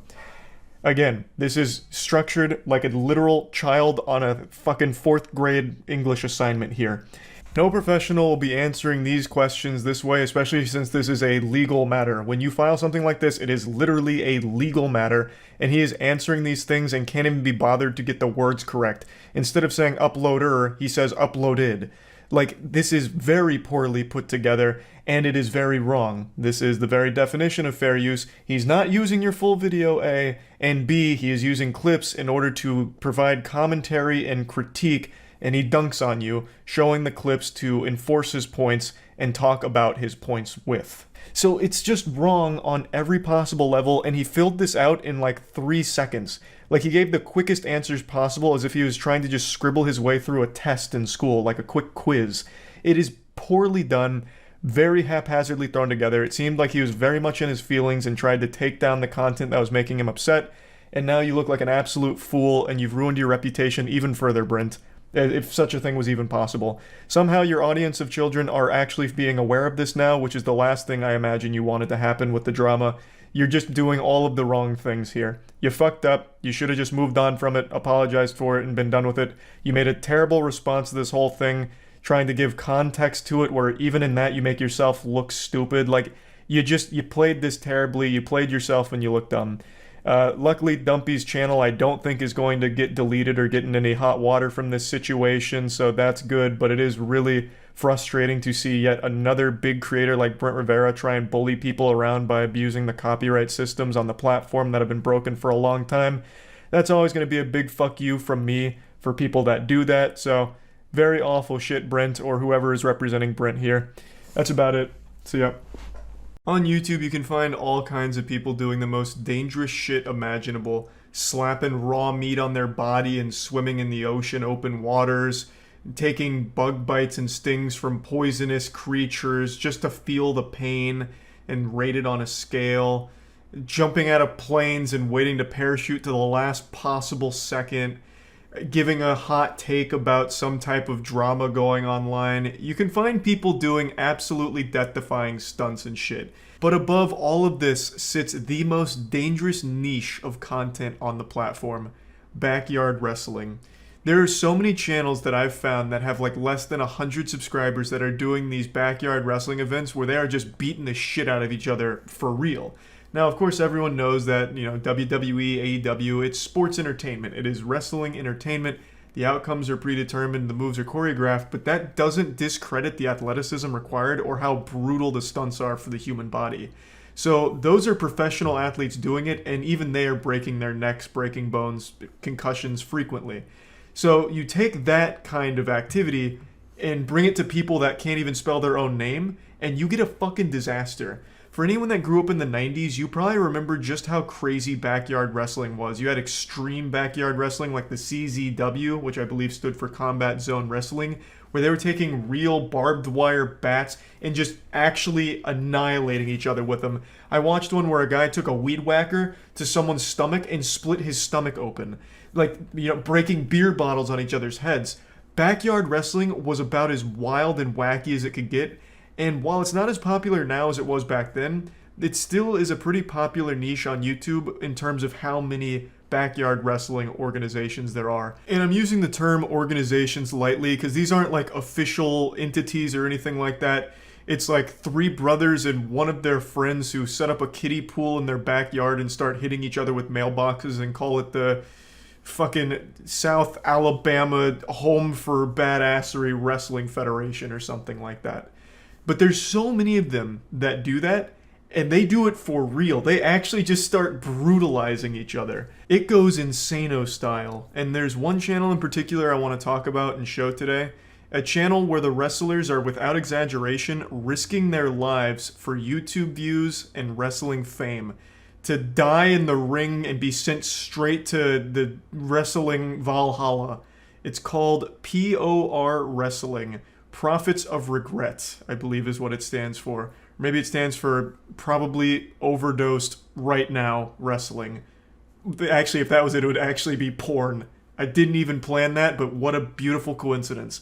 But the thing is, these wrestlers are risking everything, all to an audience of 7,000 subscribers they've built up over the course of, I believe, 5 years. So they're getting roughly 1,000 subscribers and some change per year for this level of danger. It seems not worth it if you ask me, but they just fucking love it. It's an extreme sport, extreme entertainment sport activity. They call it POR stunts, and they got into wrestling. And I'd like to show you the clip that I found initially from them that blew me away and actually scared me. I still think about it from time to time. He just lit it on fire. Ladies and gentlemen, God, what is this? Holy crap, he just blasted Jamal the wizard! with a flaming He just blasted the wizard! Oh my gosh, Jamal's out of it, ladies and gentlemen. Holy shit! Holy shit! Oh my god! Oh my god! Out of nowhere, a car just slammed into Jamal the wizard. Holy crap, Jamal is... Yeah, this dude just gets absolutely blasted by a speeding vehicle going 20 plus miles per hour. And there's no smoke and mirrors here. The man just actually takes a full-blown hit from a vehicle. Now, of course, the guy in front, the one that hit him with the flaming bamboo stick, he wanted no part of it. So you could see him try and like pretend like he got hit. So he like jumps out of the way and like flops on the floor like a fish. I think what was supposed to happen is they both get hit by the car, but at the last second, this guy's like, this dude just put a brick on the accelerator. I'm getting nowhere near it, so he gets out of the way and jumps. But the other guy commits to it. He's like, you know what? If I'm going out doing what I love. So he takes a full hit from a car. No safety equipment or anything. Now, of course, him getting hit with the flaming bamboo stick wasn't real. He didn't, like, fully hit him with it or anything like that. But all of the blood on his face is, because the match prior to this was using sharp objects and shit. So it's about as real as it can get while still being, like, loosely rehearsed. But I'm pretty sure him taking a direct hit from a fucking time-traveling DeLorean going 88 miles per hour was probably done on the first take here without any prior rehearsal for it. He probably just signed up on a whim saying, fuck it. Yeah, you can hit me with a car, that's fine. After he just finished butt-chugging 5 moonshines in his bathtub. And, you know, they did it live. They really did go for it and pulled it off. Oh my god, James, this is the craziest thing I've seen in wrestling. Is he even alive? Oh my god. Oh my god. Look who it is. We should have freaking known. JJ Escobar just ran Jamal over with a car. What the hell is he doing in here? What in the world? I know Jamal and JJ. Look at the carnage. They show a replay on the Jumbotron, but I'm not going to show that. It is a very real hit that he takes. I'm pretty sure he was okay based on what I've read. However, he did not return to POR wrestling from what I've seen. His name was Jamal the Wizard, and I think he retired after this. Whether or not that was by his own choice or highly recommended by his doctors. I don't think he is still competing. I haven't seen him return. And from what I've read, he was okay from this incident, but just didn't want to continue in the league. Which I think is understandable. When you take a hit from a car like this for, 11,000 views on YouTube, whatever this was, it's probably one of those things where you have to weigh the pros and cons. Like, is it worth it?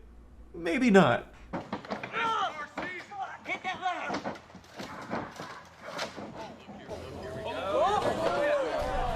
Let's go, Seisky. Let's fucking go, baby.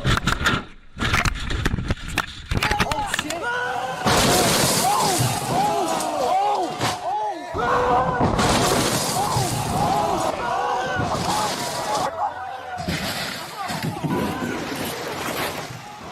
Yep, this is another very real stunt involving a speeding vehicle. This one looks like it's pushing like fucking 40, 50 miles per hour here. This bad boy was zooming.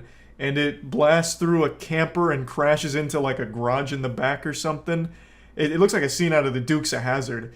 The danger in this one was astronomical, not only for the wrestlers, but everyone even around the vicinity. All the spectators could have just died. Like, there were so many ways that people could have been hurt here, I don't even know where I'd start with naming them. It could have shot glass and debris at the crowd, which I'm sure it did, but they don't care. You know, they're probably so fucking drunk they didn't even feel it. You know, hey, Grandpappy, you got a piece of that window lodged in your oblique. You alright? He's like, yeah, I don't feel it. It's fine. Let's see what's happening over here with the wrestlers. He might get a 3 count on this pin. And speaking of the wrestlers, the dude hits him with like this crazy atomic power bomb through 2 tables and 12 light tubes. And I believe those are real light tubes. They're not using sugar glass or anything like that. As far as I know, they're using like actual light tube fluorescent lights. So the little glass there. And it knocks the guy out. He ends up unconscious and bleeding. And he does get the 3 count, not to spoil the ending. So the guy with the mask wins. But it feels like everywhere that guy goes, it's like the GTA 5 Chaos mod, where cars are just shooting all over the place. It's fucking crazy. Another extremely dangerous stunt for so little views on YouTube. It just really feels like it's not worth that risk. But even as of today, they are still going and the danger is still there. They posted 3 weeks ago as of the time of me making this video, and they are still just as fucking extreme as ever from what I've been able to tell. It's wild. They do not let up. They have a passion for danger, and my God, nothing's gonna stop them from it.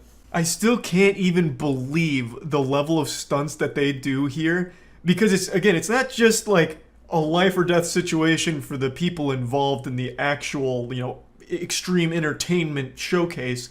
It's anyone around them. That car could have absolutely, while speeding at the camper, taken a bad swerve by hitting like a slick in the mud there, or hitting something and swerving into the crowd and just hitting them like bowling pins.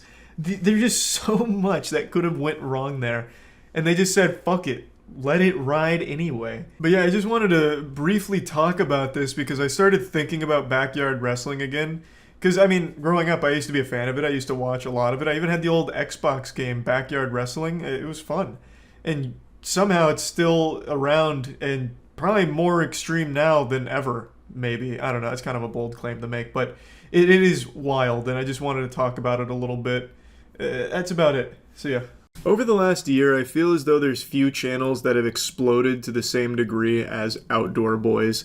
It's a channel that's been around for a long time, but only recently have so many people found and fell in love with its content. Wholesome, adventurous fun. And now today we have to say goodbye for good. I guess, okay, phrasing there is maybe a little misleading. It's not like we're saying goodbye because they've shed the mortal coil. Like, it's not a funeral service, no one's dead. It's Outdoor Boys has announced that he is going to be stepping away from content creation.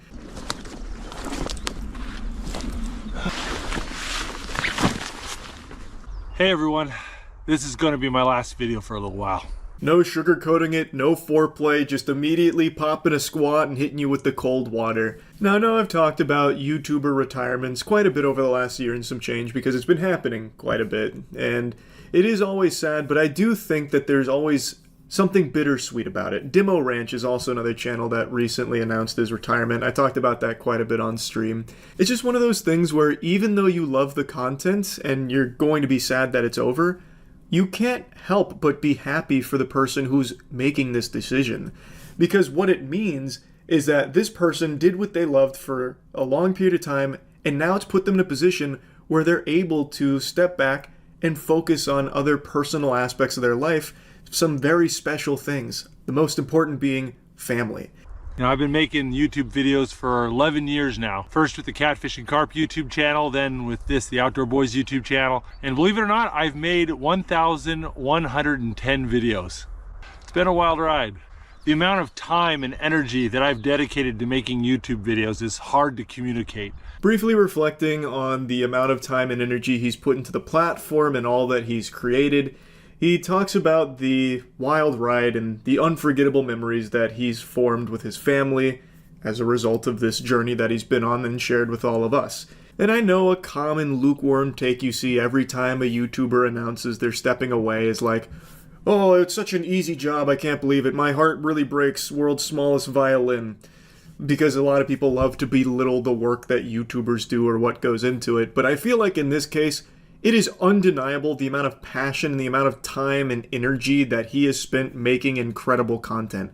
Like what I do, you can easily shoot some spitballs at and make fun of. Just sitting here in my swamp, blabbering and getting goofy every now and then for a little while as like the bread and butter content. Meanwhile, this fucking trooper, this gladiator is out there in God's country, camping with pneumonia, building a 5-star log cabin resort out of nothing but a box of scraps like Tony Stark, all for the sake of going on fun adventures with his family and entertaining his audience. So many late nights editing and packing and unpacking, camping with pneumonia, building log cabins while injured. But it's been a tremendous adventure, and it's allowed me to provide for my family while making wonderful memories with my wife and kids. But even good things can be taken too far, and I think I'm starting to reach that point. This is actually something kind of similar to what Demo Ranch said when he recently announced his retirement. There does come a point where the thing that you love, you want to stop doing it as much because now it's starting to take away from other things you love. And in this case, with Outdoor Boys and in Demo Ranch's case, it's family. Like, you don't get time back. You will never get time back. And what they do is laborious. It takes a lot of effort and a lot of time that is now being taken away from what you could be spending with your family. So I think it's an extremely admirable decision to go out on top and say, you know what, I've reached a point where I'm financially comfortable, can provide for my family thanks to the support from the community here for all this work I've put in. Now I want to dial it back and be able to live in the moment with my family and grow with them. But I'm not just talking about the time and energy I spend making YouTube videos. I'm also talking about the attention it brings. In just the last 18 months, this YouTube channel has gained about 12 million subscribers. The sheer volume of fans trying to contact me, trying to take pictures with me, or just trying to come up and talk to me in public can be a bit overwhelming at times. And my wife and I, we both have real concerns about what this will do to our family if I keep growing my YouTube channel at this pace. And the time to stop is before this problem gets so out of hand that my family and I can't live normal lives. Now, as I mentioned, this is a channel that's fucking smoked a neutron star cigarette when it comes to popularity. It has absolutely gone ballistic. It's gained so many subs and so many views. He also mentions tons of other views outside of the platform from people that have just stolen his content as well. So his content, his family, like, they've been viewed billions upon billions of times, and they have a concern for what that might look like in their lives going forward on like a day-to-day basis. They want to be able to live normal lives. That makes so much sense. And in order to ensure they can do that, he wants to step away from this. So that way, it's no longer just constantly putting them in the public perception, putting them in the public's eye. He wants them to just be able to be a family, a standard, normal family. I think that shit deserves the strongest round of applause. It takes so much chutzpah to come out and say and realize that because it's become so successful what he's doing, there is a chance it could have a negative effect on his family, and he is doing what he can to make sure it doesn't. I've always said that I believe there's a lot of negatives that come from having your kids and your family in front of strangers so frequently. I feel like there's a lot of unhealthy things that are associated with that and that can arise from that. So for him to come forward and say, you know what, we do have concerns about this, so for the interest of my family, I'm going to, call it here and, ride off into the sunset. I think that takes a lot of strength. And I think it makes a lot of sense. Now, there's more than one reason for making this decision, and I still enjoy making videos and I still enjoy going on ventures, but it's time to start focusing on other things. And that's what I'm going to be doing. For one thing, I've got 3 little boys who all want to be YouTubers, including my oldest son, Tom, who's got his own channel, the Outdoor Tom YouTube channel. But I want to spend more time helping him with his channel and preparing him to be an adult, which is going to be in less than 6 years. But I've spent so much time focusing on me and my family and growing my business. It's time to step back and focus on helping other people for a change. And I'm excited to see where that takes me. Again, I think that's great. Now, instead of focusing on his channel, his business, he's going to try and help others. He's going to focus on helping his kids fulfill their dreams. He just seems like a great dad. This guy just seems like such a good guy. He makes the coziest content, absolutely blows up on YouTube. People love him, his family, the content they make. And he's like, you know what, guys? Really appreciate that. But we want to ensure that we get to live normal lives. So we're going to stop doing that so much on this channel. Instead, I'm going to focus on helping my family, helping my kids do what they want to do. That's so sweet. That is super sweet. He also does mention that he has some other half-finished videos in the pipeline and he might film some other adventures, but if he does decide to do that, he will post them all at the end of the year, and that this video will still be his last video for a long while, an indefinite period of time. And the reason I wanted to talk about it is because we're seeing a lot of these over the last year and some change. It's becoming pretty common for YouTubers that have been around the platform for a long time to finally just make the decision to stop doing it as much, or stop doing it altogether in some cases like this. And I think, of course, this will continue to happen as more and more YouTubers reach a point in their life where they have enough money that they don't need to grind as much as they were, even if it's something they love doing, and they'll eventually make the decision to step back from it to focus on other personal aspects of their life. In most cases, I would imagine it'll be family, because that is the most important thing. So I just think it's very sweet, and while it is sad to see the Outdoor Boys channel come to a conclusion, I'm still happy that he is happy, and that this decision he makes is one that he's excited for. And he does finish the video with a positive message to everyone that I think is just very sweet. Now, I know there's some of you out there who've gotten more than just entertainment from my videos. If you feel my videos have helped you in some way, then go out and find someone you can help. I'll see you guys later. So yeah, wishing the best of luck to the Outdoor Boys whole family here and whatever they choose to do going forward. Just wanted to talk about it a bit, because this is a channel that, like a lot of other people, I only recently started following and really enjoying the content of, and now it's already at its end. So yeah, I just want to talk about it a bit. That's it. See ya. About a month ago, I covered a situation around a massive YouTuber named Quebblecop. If you don't know who that is, probably just sounds like Rick and Morty gibberish to you. I'll give you a brief rundown. He was once a beloved YouTube Let's Player. His content mainly was geared towards a younger audience. He'd have videos like First to Poop in Grand Theft Auto, gets a diamond sword, you know, that kind of thing.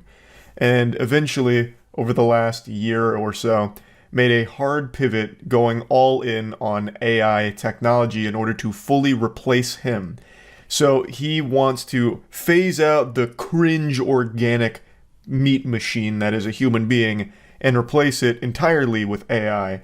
AI doing the scripting, AI doing the voice recording, AI doing the face cam, all of that. And I made a video going over it, kind of just taking a victory lap, wiggling my finger saying I told you so, because that is a pleasure more satisfying than sex. I had been preaching like a crazy person that the flesh was limited, like our days were numbered, AI was going to swoop in and nothing was safe. And people pushed back and fought me on it, saying like it can't really replace a personality, no one's going to sit around and be entertained by AI online or anything like that as like a streamer or a YouTuber. And I had said, you know, that's a bunch of horseradish. That's absolutely in the cards. That is very possible because you wouldn't know it's AI. And that's exactly what Kwebbelkop's been trying to do. He rolled this abomination out where it's an AI voice modeled after him, as well as this fucking Nick Jr. looking caricature of himself up on the top left that does all of the face cam and all of like the pog faces and all of that shit. And it wasn't received super well. And I was just kind of talking about how it's very primitive right now, but in another couple of years, you're not going to know it's AI behind it. And that brings us to today, where Kwebbelkop released a tweet that said it was the end of Kwebbelkop AI. And I got tagged in this hundreds of times by people saying, look, he's giving up on it. See, you were wrong. AI will never work here. So let me splash a little cold water on you. You didn't watch the video. This is not surprising, very par for the course for the modern internet. It was clickbait. He played you like a fiddle, you bunch of fools. If you had just turned on that video, underneath the caption, you would have seen that he is not quitting AI, he is actually rolling out an improved version of it. People keep saying, did you hear Kwebbelkop's getting rid of his AI? That is just proof that you only read the headline. In the video itself, he even says, it makes it very clear that not only is that video AI, it is his AI speaking the whole time, but that the only thing that he's regretful of is that he let it go out while it was still too primitive. He's not getting rid of AI. He's going even harder on it. All-encompassing, we'll cover this, he is not stopping. Since no one likes to actually watch the video that the headline was for, we'll do it together. 11 years ago, I started my YouTube journey. My one and only goal was to entertain as many people. If you even watched it for a second, by the way, if you even went past the headline for 5 seconds into the video, you would immediately notice that something is awry, because it's not synced. The voice and lip sync is completely off. And I wouldn't trade this in for anything in the world. But even a dream job OMG, it's like a dub anime. And growing old. It's not, This made me okay, it's not that off. This is not something I'll be able to do for the rest of my life. There will always be a point where I'll end up quitting. That might be now, that might be 10 years from now. But anyway, he goes through this whole spiel and then makes it very clear he is not quitting. That was just an attention-grabbing headline for the video and the Twitter post. Here. That's why we decided to train a brand new Kwebbelkop 2.0 model with every bit of feedback we've received. And the Kwebbelkop 2.0, baby. Bigger than Cyberpunk 2.0. He is not stopping AI. Please, just fucking watch the thing that the headline is for. Every second you've been watching of this video so far has been completely AI generated. The Kwebbelkop you're seeing on the screen right now, I can't believe it. Really me. I hope this video provides a better glimpse and a future in which influencers can use AI to enhance their storytelling, lower the barriers of entry. That is, when I heard him say that the first time, it made me really upset. There has never been a lower barrier of entry to any job position in the world quite like content creation. Anybody, pretty much, even if you don't have a computer, can start firing up content creation thanks to built-in content creation tools on like a console. There has never been something with a lower barrier of entry. Completely talentless, completely effortless. You can do it right now. It's all at your fingertips.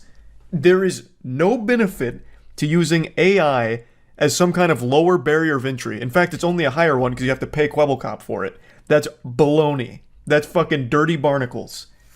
Regardless of any disability they may have. So please consider subscribing and enjoy the story the real Kwebbelkop wants to tell. The story of Kwebbelkop AI. Thank you. Huge. So please, just watch the thing that the headline is for. So many people think that he's actually getting rid of AI. He is not. This was all announcing Kwebbelkop 2.0. He is only going harder. Your stance on AI is cap? What? What stance on AI? That YouTubers using it are just to make it even easier to pump out content forever? AI is not an enhancement tool for a YouTuber. Or, sorry, a content enhancing tool for a YouTuber. It's a more minimal effort tool. Just have AI do it for you. Then you don't even have to be there. There is no benefit to YouTubers using AI for their content. At least, okay, I can see a use case for certain branches. For example, he did mention something that is true. It would be helpful for anyone with like a disability. That is a legitimate use for using AI tools. But for like a goofball Let's Player, there is no benefit to just having all of the footage be recorded by someone that's not you, and all of the audio recording and the face cam and all of that be recorded by AI. It's just more laziness is all. Just makes it even more mindless. Another thing the chat and I discussed last night in regards to this situation is what about AI tools? So not so much like a deep fake or voice model after a person, so AI pretending to be a human or deceiving people into thinking that it's a human being behind the content, but tools that are AI powered, such as real-time translating into other languages. So taking a video or any piece of content and in real time translating it into other languages. And I actually thought that was a pretty strong and interesting use for AI, as opposed to what Kwebbelkop keeps pitching. Some of his tweets indicate that he wants to sell this as a service that kind of just does everything for you, so you can just kick back and allow the AI to do all of the video production with very minimal input from the channel owner. You just sit back and let it just squeeze on the titties of the YouTube algorithm by flooding it with AI content. Not too dissimilar from back in the Finger Family era, if many of you remember the Dark Ages, God rest your soul. Basically, the Finger Family rabbit hole was a bunch of videos that were pretty much AI generated, I think they actually were at the time, where it would take a song, such as, 5 little Indiana Jones jumping on the bed, one fell off and bumped his head. It would take that song, and it'd have like a very short animation with it that looped fucking endlessly. It was like worse than purgatory. Going to hell would have actually been more pleasant than watching the Finger Family content. And it would take that video and song and change one word in it every time. That was just another popular character. Hulk, Captain America, Freddy Fazbear, whatever. And it would just keep pumping out the exact same video with one slight change to the animation and the song, and it would flood the YouTube Kids section with that. Not exactly high quality stuff that Kwebbelkop seems to think it would be in his utopia where everyone's using AI to be YouTubers, I guess. He keeps trying to fall back on this copium that it's there to enhance content, but it's not. It's just purely a detriment. No one is clicking on a Kwebbelkop video hoping to find a robot impersonating him. They're there to watch him play Minecraft or whatever, not someone deceive them. Right now, the only reason people ever click on a Kwebbelkop AI video is because they don't know that it's AI that they're going to be watching. It's there deceiving people. It's not there because people are like, man, this is really enhancing the storytelling that Kwebbelkop wants to tell. Which is such a goofy thing for him to keep spitting out. What story are you telling here, Kwebbelkop? The story of how Scrooge McDuck found a way to make even more money off minimal effort with AI tools? You're not telling a story. You're making Let's Plays and trying to replace yourself in there so you don't actually have to even do the bare minimum of playing a game and talking. He has other people record the gameplay footage and will have AI do everything else. So that way he's not even a part of the channel, but he makes all the money off of it, and he wants to sell the service, at least based on some of the tweets I read. It's just having your cake and eating it too. If I can get a little profound and deep for a moment, all of this is something that I predicted was coming all the way back in 2020 with our music video for Skynut. Skynut is a timeless masterpiece up there with some of Mozart's best work, all about how robots from the future came to our timeline to milk us because they were powered by our cum. And if I may venture into the weeds a little bit, if you really break down the metaphorical vicissitudes that I put into that storyline, it fits perfectly in line with the modern AI gold rush. You see, the AI is powered by our genetic material, our DNA, at least in this context. So Kwebbelkop is being milked by his AI, and his AI needs that milk to survive. Without Kwebbelkop being milked, the AI has no purpose, it ceases to exist. No one is going to watch a completely personality-less bot, but they will watch one that is modeled after a person that they liked. Thus, the AI needs to be constantly milking the supple teats of Kwebbelkop in order to stay afloat here, for its own survival. It's impressive how right I've been all along, even all the way back with Skynet. But yeah, anyway, just wanted to set the record straight here since so many people just read the headline and nothing else. Kwebbelkop is not stopping AI, it's only motivated him to go even further on it. So, yeah, that's really about it. So yeah. The goofball finally admitted it and is facing real repercussions for his reckless, ridiculous, stupid stunt of crashing his plane for YouTube views. I'm about to blow a kazoo right now to celebrate. It feels so great. Now, a year ago I made a video talking about a situation with a YouTuber named Trevor Jacobs, who made a video, a sponsored video by the way, where he took off in his plane wearing a parachute, which is unusual for a pilot to just have a parachute strapped on him, as I understand it. And while flying the plane, he's like, oh, jeepers, Jiminy Christmas, something's gone wrong. We've lost the engine. And he has like 9 different GoPros set up, and then he just bails out of the plane like he had just accidentally pressed triangle in GTA. He just ejects from the plane and parachutes out with his selfie stick, of course, making sure to get all of the right angles. And then the plane just unpiloted free flies around and then eventually crashes into a mountain. Now, the reason I put an emphasis on the sponsored part of this video is because that played a role in his motivation to crash this plane for views. He said it was part of the sponsorship deal, so I imagine he wanted that shit to bang. So in his deranged little mind, he cooked up this unhinged idea of crashing his plane on purpose and parachuting out.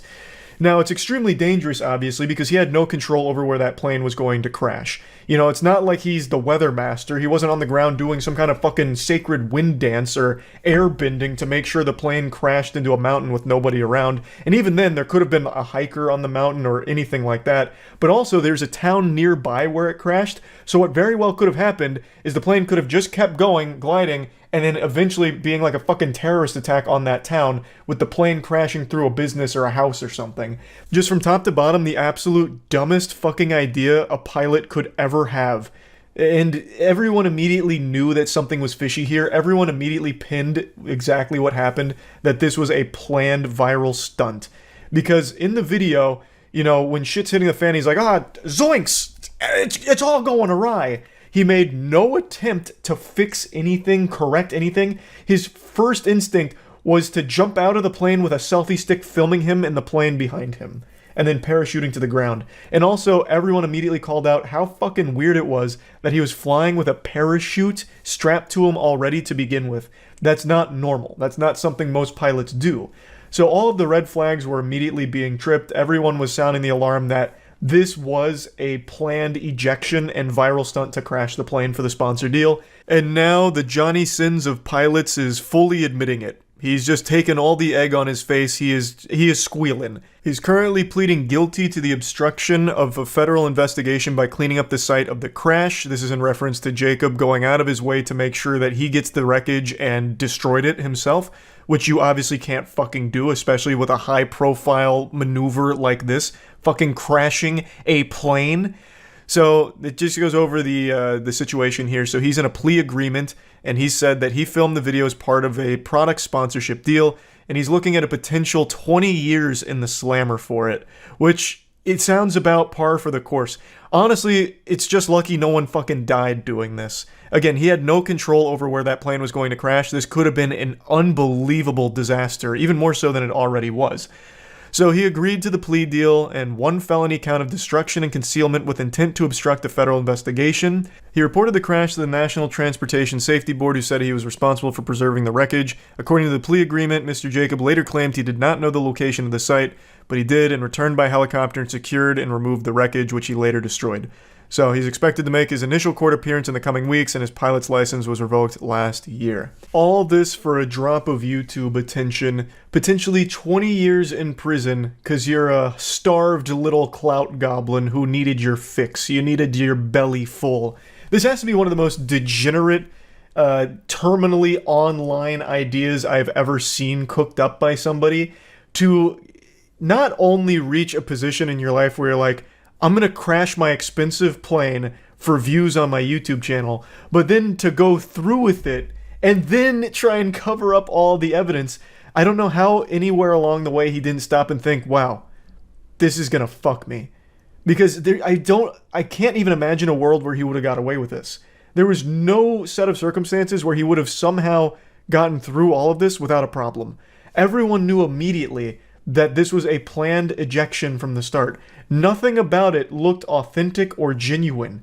It was all so fucking cringe. Because even when he lands, after the parachuting, because he ejects from the plane, like, immediately. He, like, the second he sees, like, a fly hits the windshield, he's like, oh shit, I'm out. And then he just dives out there. And then the rest of the video is spent with him hiking and giving, like, motivational and inspirational speeches like, man, this is all part of God's plan. The Lord put that parachute on my back today. I woke up and while brushing my teeth, I had a feeling, a tingle in my tummy that told me, wear a parachute today, Trevor. And I listened to that little tingler in my stomach and it saved my life. Sometimes you just get a premonition, you gotta follow through with it, everyone. Sometimes there's a divine plan for you, and that plan for me today was to wear this parachute to save myself from a catastrophic accident. God damn it. Golly gee. And then he hikes over to the wreckage, and then he's like, oh, God, look at this. This is terrible. I can't believe this happened. Why? Where did it all go wrong? It's a horrible video. He's a horrible actor. The whole plan was beyond ridiculous. It's just crazy. It's craziness. Jacob also admitted in his plea agreement that he intended to make money through the video. Fucking obviously, that was clearly the main motivator here, that internet clout and ad revenue from the video. He also admitted to lying to federal investigators after submitting an aircraft accident incident report and falsely claimed the plane fully lost power roughly half an hour after takeoff, the news release said. Also, it's pretty clear to everyone watching the video, the plane doesn't exactly just lose power out of nowhere. Everything that happens in the plane in the video actually just seems like a Disney ride. Like, it is just very fucking silly. It seems like that kind of shit that you have is like the pre-ride entertainment when you're waiting in line at Disney. It's embarrassing. And it's so poorly acted that it immediately tipped off people as stupid as me who have no clue about aircraft or anything aviation related. And I was like, yeah, this had to be fake. All of it was so clearly a stunt, a viral play for that ad revenue and that sponsorship bucks. Jacob also lied to a Federal Aviation Administration safety inspector when he said the airplane's engine had quit, and because he could not identify any safe landing options, he had to parachute out of the plane. And again, if you watch the video, he doesn't look for any safe landing options. He doesn't look anywhere except for where his selfie stick was. The closest thing that even comes to a panic is him trying to locate his selfie stick so he can make sure to get good footage. Everything else, he didn't even bother going through. There was no lists of checks that he was making to try and get the engine back online or trying to glide it to safety, looking for a safe landing spot. The dude actually just boot scooting boogies right out of the plane, letting it crash behind him. Well, not behind him, because it still like flew on its own for a little while before crashing into the side of a mountain. But yeah, overall, it is so nice to see him just fully admitting all of this. I mean, we all knew it was fake from the beginning. This isn't like a surprise to anybody. But it's nice to finally just get it from his mouth, and 20 years in prison for it sounds about par for the course. This could have ended a lot worse. Again, there was a town nearby. This could have just killed random people, all for this man's YouTube views. It's so ridiculous. So, just wanted to give a little update to this because when I was streaming today, watching the Moist Esports Rocket League squad absolutely pop off, chat made me aware that Trevor Jacob was finally facing the repercussions and just openly admitting all of it. So right after the games today, I went, checked everything with a big smile on my face, and I figured it was worth updating all of you who may have been, you know, aware of the story but not following it that closely like I was. So, looking like the happy ending here. Hopefully he does face that prison time because he absolutely deserves it. That's about it. See ya. What better way to kick off the new year like looking backwards to the magical year of 2021? Let's take you back to the past to talk about a man who loved ass and cupcakes. I'm talking about EDP445. For those that don't remember, EDP445 was a massive YouTuber who in early 2021 got caught by a group of predator hunters for trying to have sex with a child. He got Chris Hansened and then recorded at the scene of the crime where he defended himself by saying he wasn't actually there to fuck a child, he was just there for some cupcakes. And that kind of became his entire legacy. He's like the cupcake demon. Kind of like how the boogeyman was invented to scare kids into eating their vegetables. EDP is that cryptid, but for cupcakes. Like, hey, you better finish that cupcake. Your grandmother worked hard on it. If you don't, EDP's gonna climb through your window tonight and talk to you about the Eagles or some shit. So his whole thing now is he's been disgraced and banned everywhere on the internet. And I can't even begin to tell you the entire lore. This was probably one of the wildest stories I've ever actually seen in real time on YouTube. It just had so many twists and turns. There was a fucking crazy chapter in this whole thing where EDP sent a picture of his poop in a toilet to the kid. He like said, I ate a greasy pizza and took a fat shit and then dropped a picture of his shit in the toilet bowl to them. It was a nutty ride. But anyway, since then, it's been radio silence for about 8 months. No one's really known what's happened to him. There's been tons of rumors, of course, that would start like he's in jail or, you know, he's running for governor now, or he went to space and now he's a space pedophile, you know, just all kinds of things with no evidence. And last night on stream, chat made me aware of a new video that had an update with accurate information and a breakdown of the EDP story and where he is today. So I watched it last night on stream. That's twitch.tv/moistcritical. I stream every day. I'd love to see you there. I'll put the link in the description. Just please come on, swing by. I'm probably streaming right now. So I'll go ahead and play that for you now, and then I'm going to go over a bit more afterwards because I've done a little more research this morning on the situation. But just be aware that in the clips here, last night was New Year's, so there's a lot of fireworks going off in the background, so that's that banging that you keep hearing. Chat kept thinking I was kicking my desk, which confuses me because it's not like my desk is made out of nitroglycerin. It's not going to make like that kind of massive bang. So yeah, just a quick heads up there. The EDP445 video we're watching comes from YouTuber SunnyV2, who did a great job of researching the topic and getting all of the information out there. Okay, let's check on the EDP situation. Apparently he got arrested and went to jail, but this would be the first I've heard of that. So, let's see. EDP445 has been fired from 3 different jobs over the last couple of weeks as a result of people exposing his employment to TikTok. He's a— What? Wait, really? Hold on, I didn't get a chance to read that Reddit thread. Did he actually try... Did he actually try and work at Chuck E. Cheese? There's no chance. Again, for those that don't know, EDP was the YouTuber who got exposed for being a pedophile or whatever, talking to kids and shit.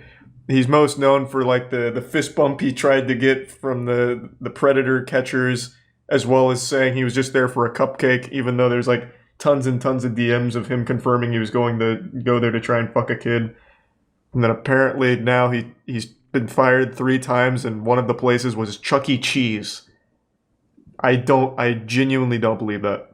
From a few different properties, and he's now living out of a suitcase in a couple of unconventional crappy locations. He had like 3 million subs. How is he out of money? Update in the EDP445 tragedy is that did he give it all to a 13-year-old or something? One of his former YouTube 445 was caught in 4K on his way to pick up a cupcake. The topic was covered by almost everyone in the commentary community. I'm sure by now many of you. Hey, let's go! EDP445 situation. Creators who supported him in the past, such as Some Ordinary Gamers, would let's go! We did that on stream. Needs to be arrested immediately. That was a wild stream. Why has EDP been dropping hard? Because EDP is an individual that actually got Chris Hansen. And after it was revealed of his banning, EDP was exactly 30 years old. I like how it's being called the cupcake event. When he was 19 years old. So the 179 million views deleted in the process meant that his entire portfolio of work completed in his 20s, 10 plus years worth of labor, was wiped wiped out quite literally overnight. One mistake was all it took for YouTube to decide that EDP445... It wasn't one mistake though, right?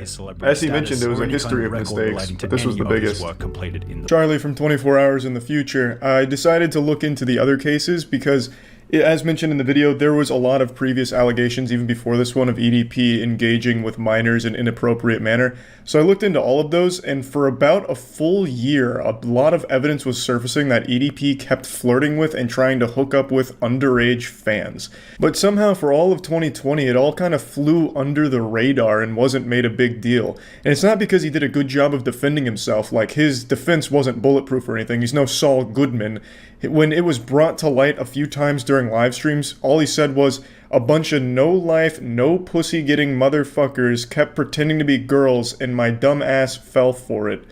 And that's it. Like, that's how he brushed it off. He basically just confirmed, like, yep, I've been talking to people I believed were underage girls. And then that was it. That's where it stopped. So I'm surprised it wasn't a bigger deal before this investigation, but this was definitely the most thorough with the most evidence and actually going there in person and catching him in 4K. But I'm just shocked that it took this long with all of these allegations out there. So, as mentioned in the video, it was not just this one mistake. He had an entire history of doing this kind of shit. Account was deleted, another income stream had gone up in smoke. EDP445 then attempted to switch to Facebook. However, after gaining 6,000 followers... Yeah, so that was real? That was really his page? The same story over on Instagram. Someone told us... Well, not someone. A bunch of people told us he made a Facebook page after the cupcake event. And I didn't believe it, because when you went to the Facebook page, like, one of the only things there was, like... what was it again? It was... Oh, God damn it. We watched the video. It was some, like, really goofy video. I think it was even just talking about football or something, and then he casually mentioned he wasn't a pedophile while talking about football. He's like, yeah, the Eagles are going to go all the way this year, not a pedophile. Yeah, I just really have a whole lot of faith in the Eagles. Or they're going to fly. I thought for sure that was, like, a joke Facebook page, but I guess it's real? Yeah, no, that was after Cupcake event. So, on the EDP timeline, there's BC, which is before Cupcake, and then AC after Cupcake, and this was AC with the Facebook page. It really seemed fake, but I guess not.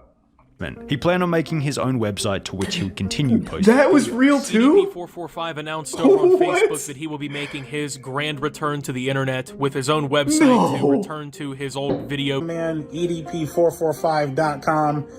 It's coming soon. Been about like a week, maybe 2 No weeks fucking way. That was EDP445. Again. So we've been in this lore for a minute, playing in the pig pen, with all this exposition here, in real time.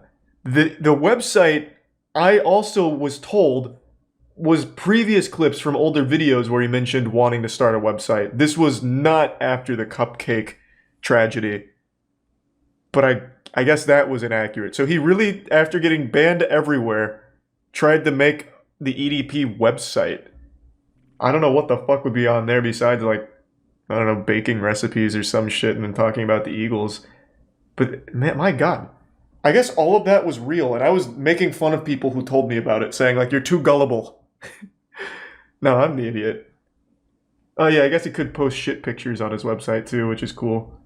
Kind of like a new modern-day Rate My Poo, if anyone remembers that from the early internet. Rate My Poo was kind of lit.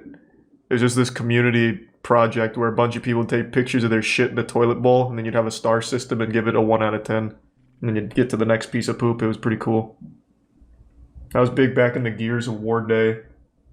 People would often, like, disguise the Rate My Poo link as something else and send it to people in the community to get them to rate shit pics. In spite of how much of a scumbag EDP445 truly was, you have to give him credit for sheer determination, because he then began to upload videos on another third-party website called 3Speak TV, where his account would be met with the same fate. It was banned. What is He wrote, for some reason, my channel was deleted. I don't have a clue what's going on. I didn't violate any guideline. Can you please tell me what's going on? EDP. That just sounds like some kind of student server. Like a university project. From each and every 5's profile. Bro went from wanting cupcakes to driving for Lyft. And his position. God damn, man. Why? Like, even after all of this, he is still taking these pictures. This looks like a predator. Why? Just take a normal fucking picture. Driving for Lyft. and his position as a driver would subsequently be removed by the company. The situation would promote Reddit discussion, with one post stating EDP as a Lyft driver, how the mighty have fallen, which received commenting to a very basic unconfirmed source. EDP also apparently applied at Chuck E. Cheese. Okay, so that is definitely a lie. Didn't seem to get the position. EDP445 no So that was longer had definitely the a fucking ability to lie. make money online or in. The strange part about this is that when you try and search the court register from the Reddit post by typing in his name, Bryant Moreland, it now states that there are no results found, possibly indicating that EDP445's name change has been successful and he's no longer Oh my god. Moreland. As you can see, I He could be anywhere now. Moreland Bryant. Submit. No results. He could be anyone. The problem with this, as outlined by the EDP445 subreddit, Imagine he is just that he's changed not his name exactly to hard like spot. This idiot Borland Myrant. He will be spotted everywhere no matter Constant harassment the property owner has been getting. Since then, EDP has been living out of a suitcase at various hotels. However, even then, his detractors have been going around trying to get him kicked out of wherever he happens. How are they finding him? Everyone in here. What?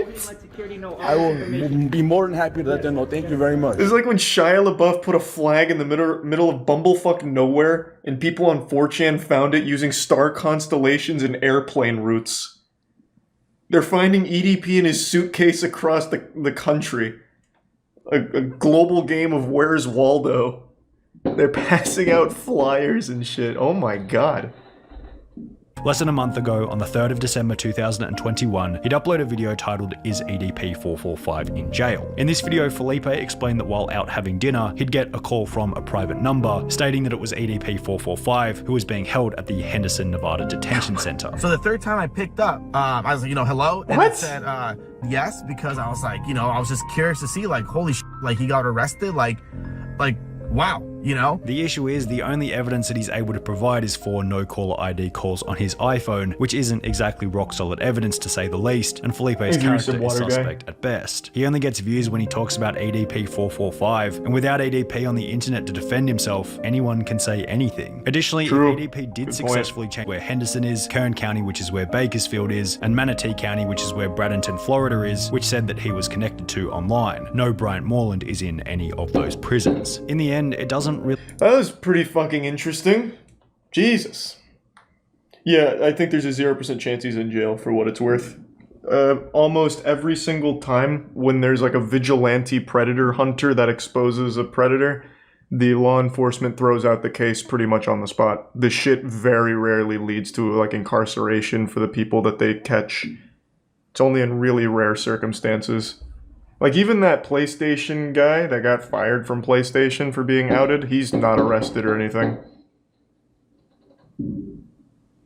But, I mean, even still, it worked really well here. EDP lost every platform that he could use to prey on children, so overall, net positive. Even if he's not in jail, like the video mentioned at the end, his life is kind of like a perpetual fucking jail, because people are still hunting him, I suppose. Still locating him. So, where does that put us in the Eat the Pussy 445 universe? Where is he now? What's true and what's false? From everything I've been able to gather online, what's true is he has not been able to hold a job because people keep making the companies aware of his past, so they let him go. He has been evicted from the places he's tried to stay. He is struggling with money, which absolutely blows my mind, because at 2 million subs, and the amount of money that he'd be making at 2 million subs, he should have been set for life, so he must have a problem with spending money. Even though a lot of his content would get demonetized, he'd still have plenty, because demonetized content still makes money, and it's not negligible amounts of money.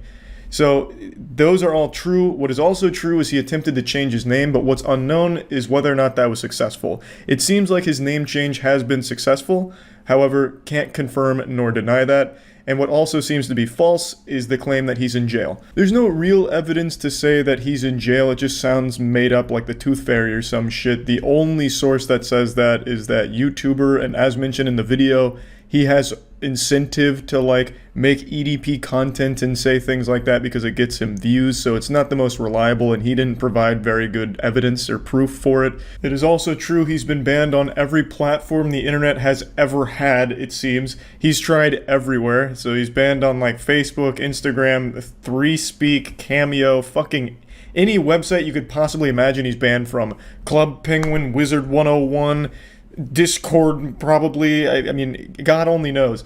He's tried everywhere in order to try and get back on the internet, and it hasn't worked at all. Every platform immediately gets rid of him. So yeah, that's the full update on the Eat the Pussy 445 story. I just wanted to revisit this since this video was recently posted, and it's a story we followed from the very get-go. And yeah, that's about it. So yeah. Yesterday I learned about an extremely tragic and weird situation involving the mysterious death of a 26-year-old Brazilian YouTuber named Carlos Medeiros. On December 25th, he was reported missing. A big search ensued to try and find him, and eventually one of his childhood friends saw his body poking out through the dirt on a couple's property. Upon digging up the area, they found Carlos Medeiros' corpse. It was buried in a shallow grave on this couple's land. And when asked about why his body was buried there, they said that he had died during a night of cocaine-fueled sex and passed away during an orgasm while fucking the homeowner's sister. Must have been the biggest nut ever busted, because this one sent him to meet his maker, according to their story. Between the drugs and the sex, he had died in their home, and the couple said that they panicked, didn't know what to do, they were afraid to call an ambulance, so they came to the conclusion that it would be best to just bury his body in their yard, which is an unhinged thought process.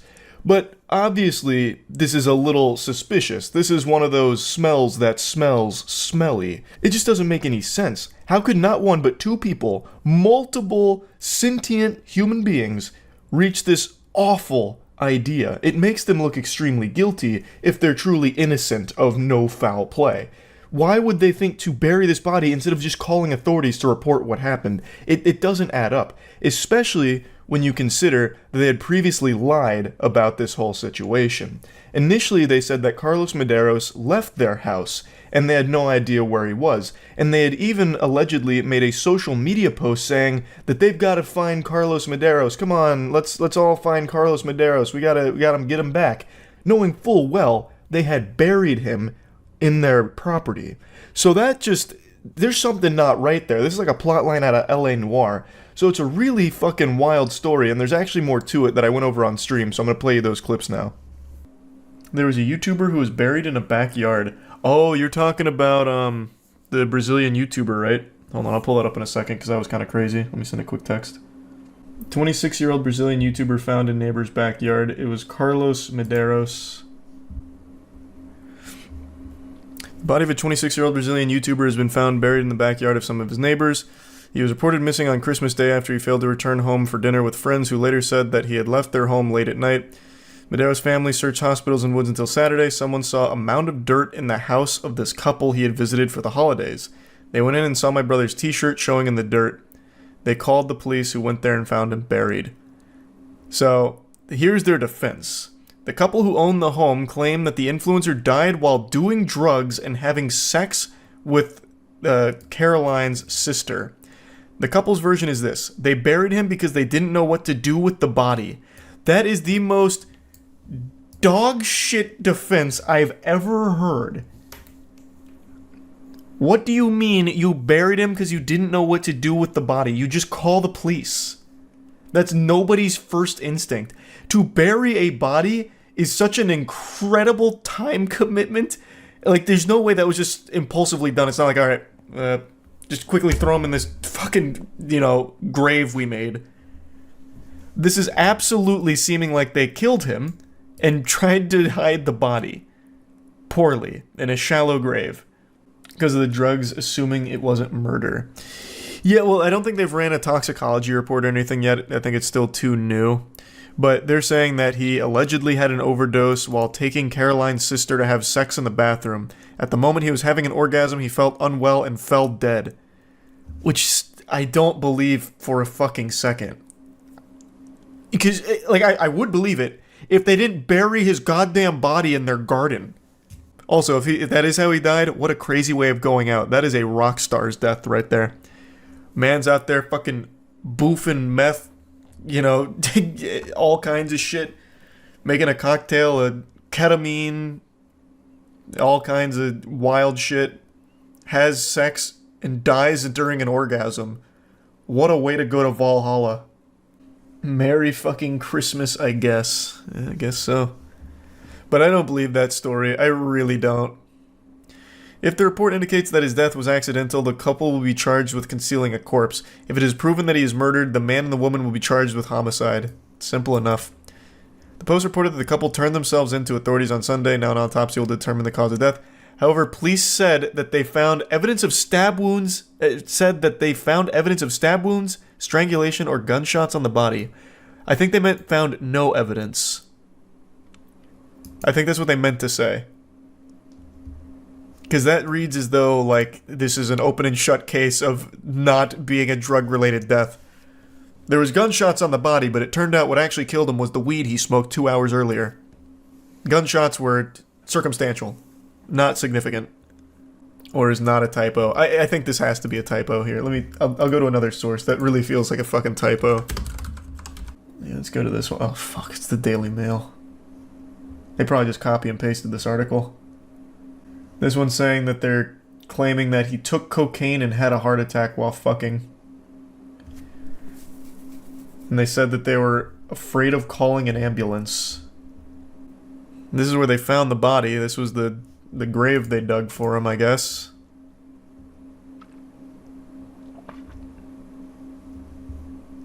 The couple had initially lied and said that Medeiros left their home after dinner before later confessing to a different story. This is baloney! What a load of fucking fish paste! He didn't die from cocaine and sex. Like, I don't believe this for a second. Also, these ads are nuts. These ads are going fucking insano style. Man. All this inundation with ads will put you in an early grave. Good God, what an eyesore. They also made a social media post asking the public for help finding Medeiros. Shameless. Absolutely shameless. There's no way, there is no sensible couple that would bury a body of someone that just died in their home while having sex with their sister. That's already wild. And there is no way that they would start lying about it and then making social media posts. There's some fishiness afoot. Civil Police Chief Louis Faria told G1 that the incident is being investigated as a homicide committed by an unknown perpetrator. Sounds about right. Okay, yeah, it was a typo. During the search for the firefighters, according to a police report, Medeiros' body did not display any signs of violence. The house was set on fire. What? The house was set on fire by neighbors, but no arrests have been made. What?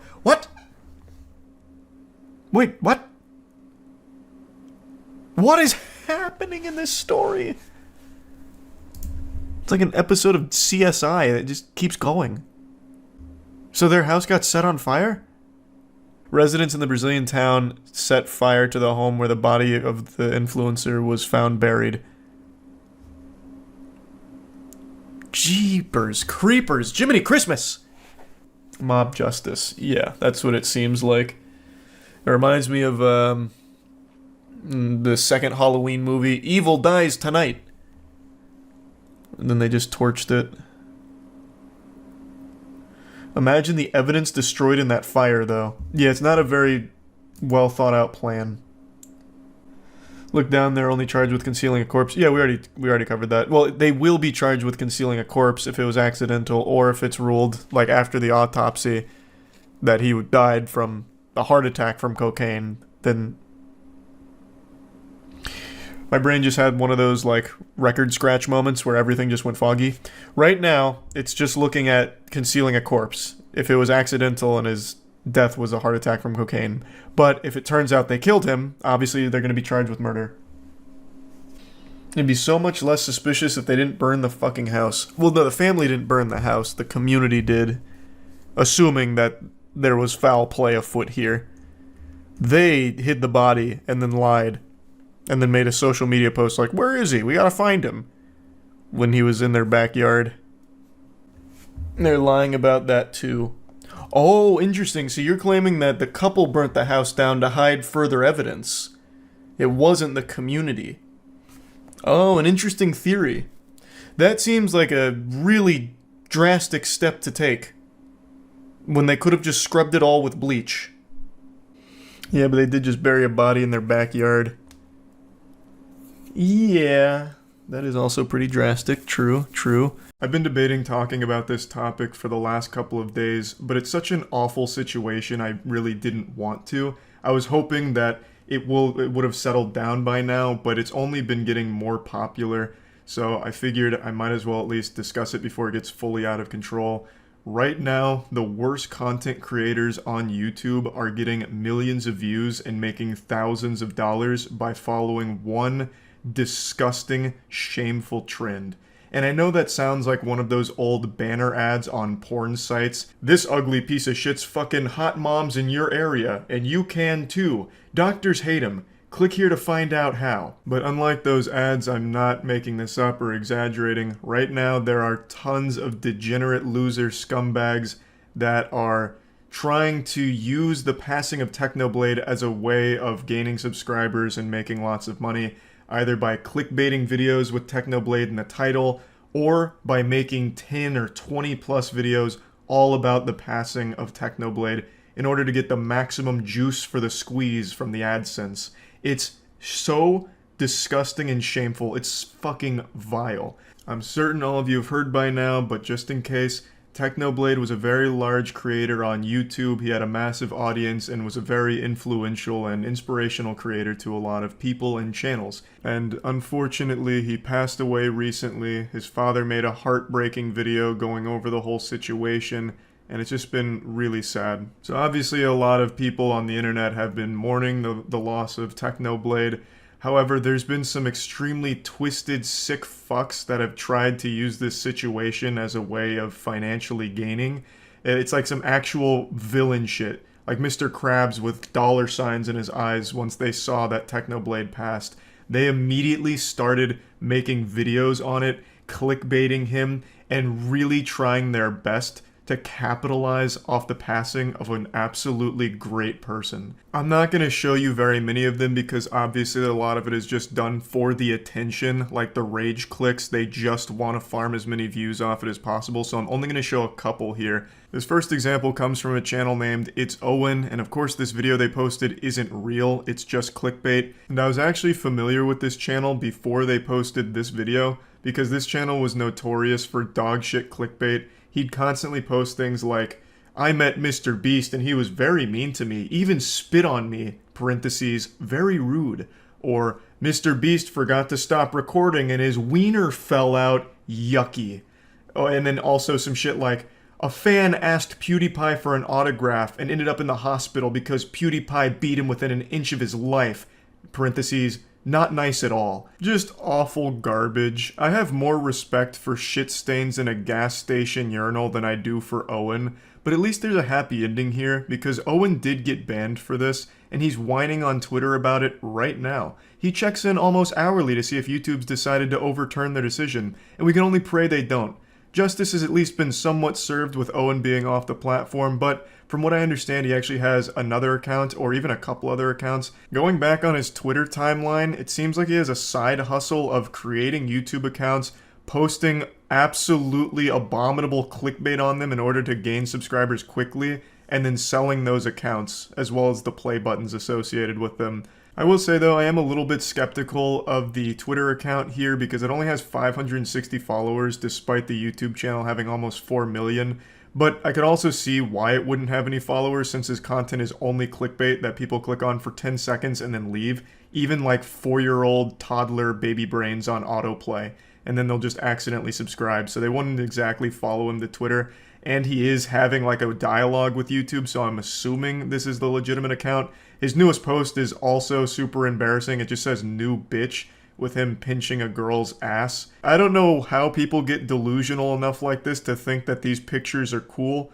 I guess in his head he thought this was pure epic style flex, but in reality he just looks really goofy and silly. He's wearing a fucking hat that says icon on it, despite no one knowing who he is. He is a faceless clickbaiter, and I wouldn't be surprised if this girl has no idea who he is. He just convinced her, like clickbaited her, into thinking that he was the brother of Napoleon Dynamite. But of course, Owen isn't alone in being this shameless. Yes, he was a massive hemorrhoid that YouTube has thankfully removed, but there's still plenty more plaguing the butthole of the platform. I'm not going to show many others, but there are a ton of other YouTubers that are making content just like Owen did that he got banned for, clickbaiting the passing of Technoblade. Now let me move on to the next big channel that I'd like to show you. This is Dream SMP Official, except it's not official, and it's just doing the best it can to monetize the passing of Technoblade.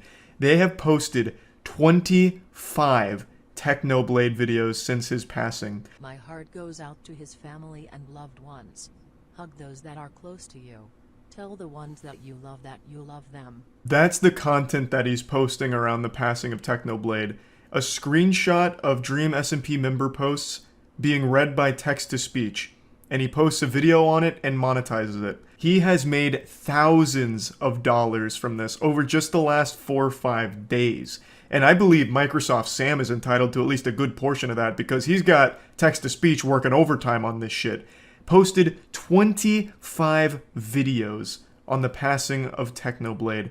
And this is operated by one person whose name is Runalong. And they were confronted in Discord about it.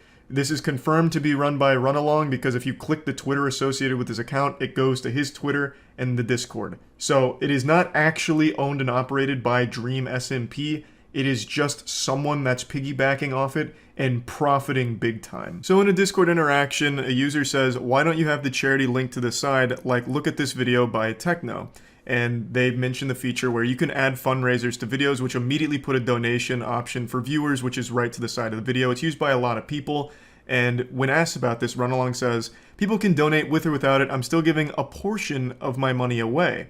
Going a bit deeper, he says that he'll provide screenshots as well when he receives it. To which they respond, but I have another question. Why so many videos about Techno? I counted 17, so this is probably like 4 hours old because he's already posted an additional 8 videos since this interaction. I understand it's important in breaking news, but 17 is so many. He says, the more I get, the more I can give back.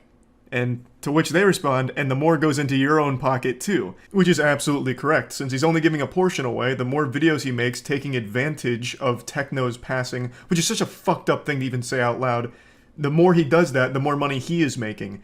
And yeah, I suppose by extension, the more money he gives away to charity, assuming he even does that, which I highly doubt. But regardless, this is dog shit. Every person right now, YouTube commentators who have made 9 or 10 videos on Techno's passing, all of them are hiding behind this, I'm giving the money to charity though, so I'm a good guy thing. All of them are using it as a way of deflecting criticism, when in reality it's blatantly obvious all of them are vultures trying to use this situation as a way of gaining subscribers and engagement.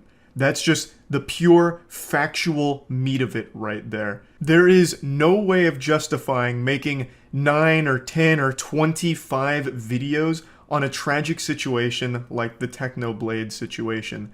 There's just no way of ever convincing me that what you're doing actually has a noble cause. There's one commentator in particular who's been in some hot water recently, being called out by a lot of different channels. I'm not going to show them because, again, mainly they do these things for attention and just cheap clicks, and plus I don't want anyone to go over and harass them or anything.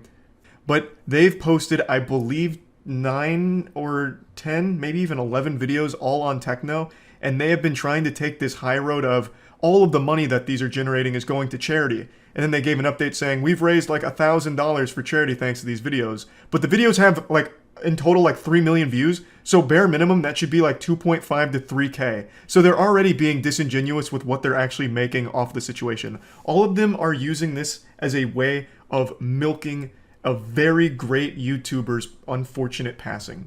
And they know it, the audience knows it, but they're trying their absolute best to spin it in a way that helps them sleep at night or doesn't make them look like an irredeemable piece of shit to their audience. As this was rendering, I think it's only fair that I mention that the YouTuber I'm referencing posted a video showing that they donated 3K to the charity in the Technoblade tribute. The videos actually earned about 2.7K, which he showed, and then he put in an extra 300 of his own money to get to 3K. And that's cool, that's good, money going to charity. But it doesn't at all change my opinion of him or what he was doing. It doesn't matter if you give every penny that those videos generate to a charity. because that's not the only way you're profiting from the situation. This commentary channel I just mentioned has gained 16,000 subscribers over the last 4 days, where usually they experience 1,000 subscribers per month. So in 4 days, they have 16x'd their normal monthly gain. That's fucking wild. What are you gonna do? Start donating subscribers to a charity as well to make up for it? You're not the good guy, no matter how hard you pretend to be. It's more than just profiting like actual dollars from AdSense. You have gained so many subscribers off of this situation. And even if all of the videos were not monetized, like if all of the Dream SMP videos weren't monetized, all 25 of them had no monetization at all, same with the commentary videos, even if none of them were monetized, you are still directly putting your mouth on the teats of this and milking it and capitalizing off of it. It's always great to celebrate a donation to a good cause, but that doesn't mean you have to celebrate the person that did it. Now, I want to make it clear before things get mixed up here, I don't think there's anything wrong with making a video on Technoblade, like a tribute to Technoblade, talking about them, going over what they meant to you, as well as just the internet as a whole. I think all of that's very positive and wholesome and can be great. And donating the money that those videos make through AdSense to charity is even better. But there is never a situation where you're gonna do that 8, 9, 10 times genuinely. Like, there's just no reason for it. That's milking it. That's taking advantage of it for your own personal gain. There's being respectful, and then there's being shameful. And it's very clear where most of these fall. Videos like what I just showed you from Dream SMP, from Owen, as well as touched on from commentators, where it's exceeding like this crazy amount of content all surrounding a tragedy, that's absolutely milking it and being disrespectful. And while we're already on this topic, there's another really awful trend that I want to bring up in this same general ballpark, and this happens with every celebrity passing ever on YouTube. There's always going to be those children that come from loveless, broken homes that'll make a video talking about why it's a good thing the celebrities died, or summoning that dead celebrity at 3 a.m., or they're in hell, burning in hell, all of that awful, disgusting shit. That's unfortunately been happening with Technoblade, and a lot of people have been posting that content all around the internet, and people have been sharing it in order to go to the video and leave hate messages, and that's exactly what they want from you.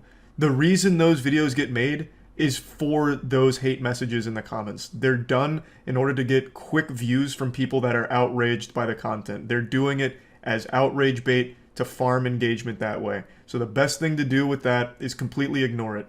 That's existed for a few years now in like a big way, and it's probably going to continue to exist, and the only thing you can do is not go over there to give them any sort of attention at all. It'll eventually just die out once they realize no one gives a fuck about them. They're faceless losers in real life, but online they can have some kind of presence by making people mad at them, and that attention is the only thing that gives them some level of comfort in life. It's sad, it's pathetic, but you have to just be strong enough to resist the temptation to insult them on the video, because by going to that video, giving them that view, giving them that comment, you're doing exactly what they want from you. So I just wanted to put that out there. I hate that shit, but you have to just ignore it. I think that covers pretty much everything I wanted to talk about today with this awful trend going around on YouTube. And yeah, that's really about it. So yep. The only thing Garfield hates more than Mondays is drunk drivers. And so do I. I think drinking and driving is the stupidest decision a human being can make. You endanger not only yourself, but every innocent person around you. It is just a completely inexcusable, unforgivable act. There's no justifying drinking and driving, especially in the current day and age where you have unlimited access to ride sharing. There just isn't an argument you can make to even remotely justify the act of drinking and driving. Now, the reason I'm talking about this is because yesterday a very big Smash Bros. Melee player named Bobby Big Balls got banned, and saying it like that actually just made it sound like a Dr. Seuss book. Bobby Big Balls gets banned. No, I do not eat green eggs and ham. Like, that kind of goes hard. But he got banned because he streamed himself drinking while driving. Couldn't be me, man. Hey, you know, my car's pretty old, but I ain't got no dents in this bitch. Yeah, you know the fucking vibe. Mudahar just made a video covering this yesterday, and he actually blurred out this part where he drinks from the wine, saying that it can actually get you a community guideline strike because it's showcasing the crime itself. So I'm just going to play it safe and cut out the part where he actually drinks from it, but I'll show you when he finishes drinking from it, and then we'll talk about it. I'm feeling like Michael Jackson, man. I'm feeling like the king of pop right now. More like the king of poop, because this is some wild shit. Actually, the worst, dumbest joke I've ever made in my entire fucking life. But it popped into my noodle. I figured might as well let it rip with no shame. Bobby Big Balls drove himself to a 7-Eleven on stream. He got some wine, and he was feeling himself. The king of pop was in a flow state, so he ripped open that bottle of wine and took a big swig before continuing on his journey home. And it was not a long journey ahead of him. He was only like 3 or 6 minutes away from his house. So he flushed his entire career down the shitter because he couldn't wait just 6 minutes to drink. It's just bafflingly stupid. Now, this was a situation that had a lot of meat on its bones here, so there's a lot to really pick apart and digest. So before I do that, I want to just go ahead and quickly mention just one more time that tomorrow, September 8th, begins my first ever live event. It's a big party. We're going to be doing Q&A, meet and greet. We're also filming a music video with the audience and also doing a 1v1 Rocket League tournament with the audience, as well as a basketball trick-shotting championship where you'd win prizes as well as winning prizes in the Rocket League tournament. And most importantly, we're going to be watching and cheering for our esports Apex squad as they compete for the World Championship. So the doors open at 8 a.m. on Friday, Saturday, and then 11 a.m. on Sunday. But you don't have to get there at 8 a.m. A lot of people are asking that. You can kind of show up anytime within like 5 or 6 hours because that's about how long we'll be going each day. So you can show up anytime between like 8 and noon on whatever days you want to come. So there are still some tickets available, not many. Just really would love to see it fully filled, and it should be a lot of fun. It's at the Straz Center, so I'm going to go ahead and put a link in the description of this video if you want to get tickets. Now, he did post a few tweets that I'd like to go over, but before doing that, this became somewhat of a controversial topic where people were saying, like, it's only one sip, it's not like it got him hammered and he was already so close to home, what's the big deal? So what? And to that, I have to say, actual simpleton smooth brain take, so I'm going to go ahead and dumb this down so that way the glue snorting homunculi can understand. It doesn't matter if he was fucking plastered from a single sip. There is no excuse for drinking while operating a vehicle. Driving is the most dangerous activity that people engage in. Full stop. There is no reason to make it even more dangerous by adding alcohol into the mix. It endangers not only the person drinking, but every innocent person on the road around them. It is the most reckless decision you can ever make. And to top it all off in this case, all he had to do was wait 3 minutes so he could get home and then start just pounding his wine. There is no argument you can make for this not being a deserved ban. There were some alarming brain-dead locusts that kept offering the worst pseudo-intellectual takes on this situation, like, well, what's next? Are you going to start arresting people when they leave church after taking a sip from the wine? Huh? During Mass? What happened to freedom? That old thing America was built on? You can't just take a swig of wine while driving anymore? This is ridiculous. Just classic internet cancel culture. It's literally 1984. Can't drink and drive anymore. This country's in the tubes now. Despicable. It's just, it's so painful reading that shit. Even something as cut and dry bad as drinking and driving is now leading to debate bros trying to get into the nitty-gritty on why actually you're wrong for thinking that this is a bad thing, and here's why, with the worst takes and comparisons imaginable. Before he got banished to the Shadow Realm on Twitch, Bobby Big Balls did make a tweet in response to this starting to catch some steam and blow up a bit. He said, surely one singular sip of my 12% wine on my 3-minute drive home from 7-Eleven doesn't classify as drunk driving. As a streamer, I'm wrong and will take responsibility for my actions, and if the community wants to ban me, I will humbly oblige. I am not a role model. Please don't accept my internet personality as such. I stream to make people smile through entertainment. I am not meant to be a beacon of morals and values. I am just me. Drinking is a way I cope with life. You're welcome to judge me. This is just my truth, not an excuse. Thank you, anyone who still supports me. This all just feels like minimizing the severity of what he broadcast. Because he wasn't drunk, he doesn't view it as that big of an issue. Yeah, it technically broke a law, the open container law, but he just says that he's, you know, wrong and will accept whatever comes his way, but that he's not a role model and not like the moral beacon of values. He's not, you know, pinky out, super gentleman or anything. Thus, it's okay, is kind of the vibe that most people got from these tweets here. It's super weird here, the way that he like frames this whole thing. Surely one sip from my 12% wine can't classify as drunk driving. But I'm not making excuses, even though he's like immediately downplaying it. And then he goes in to say that drinking is a way that he copes with life. Which of course is awful. Alcoholism is a horrible thing, so if he's using alcohol to cope with things in his life, that is just terrible, and hopefully he gets help. But it's completely irrelevant to everything that happened here. I don't know why he'd even mention it, because it's not even in the same ballpark with what just unfolded. It's not like he needed to be drinking while operating a vehicle. He was 3 minutes from home. So even if he's using alcohol to cope with his life, it's not like that has to be done at the most inappropriate times and most dangerous times imaginable, behind the wheel of a fucking death machine. It's just, I don't know why he slid this in here. It really feels like he's just kind of shrugging his shoulders like, it is what it is. So what? Like, that's just the entire tone of the tweets. He also did make another one more recently today after the ban and said that there were a lot of people experiencing joy at his downfall and the, you know, ruining of his career. But I just really don't think that's the case. Like, this is purely the consequences of a really bad decision he made. I don't see a lot of people celebrating, like, happy to see him go. It's more so like, yeah, that sounds about right for doing something so stupid and so dangerous on stream. Like, it is sad to see that one awful decision did ruin his career, but it's one decision that I have legitimately no respect for. This isn't just like some whoops-a-daisy mistake that, you know, everybody makes. This is the most preventable accident.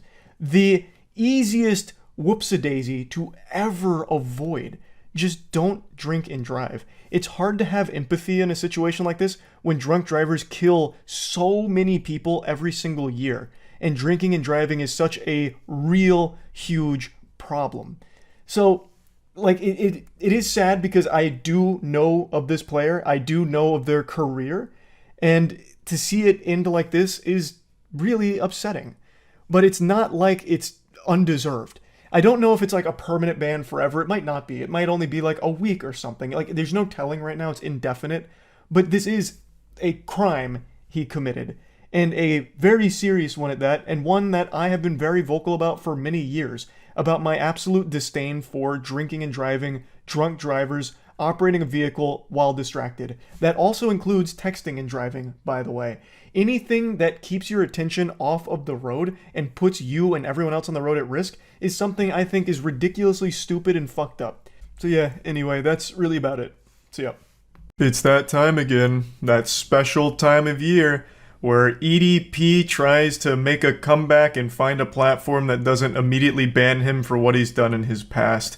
It's become an annual tradition now on the internet. EDP's kind of like this reoccurring villain online, kind of like the box ghost from Danny Phantom who shows up in a few episodes here and there and just gets laughed at. That's EDP. Once upon a time, EDP445 was an extremely successful YouTuber with over 2 million subscribers, but then got caught in a pedophile sting operation where he was sexually communicating with someone he believed to be a child, and even went to a physical location to try and meet that child, which led to the infamous piece of internet history where EDP tried to squeak his way out of a sticky situation when he was caught on camera at the physical location that they arranged for him to meet what he believed to be a child. He came up with the genius idea of claiming he was not there to meet a child, but was actually just there for a cupcake.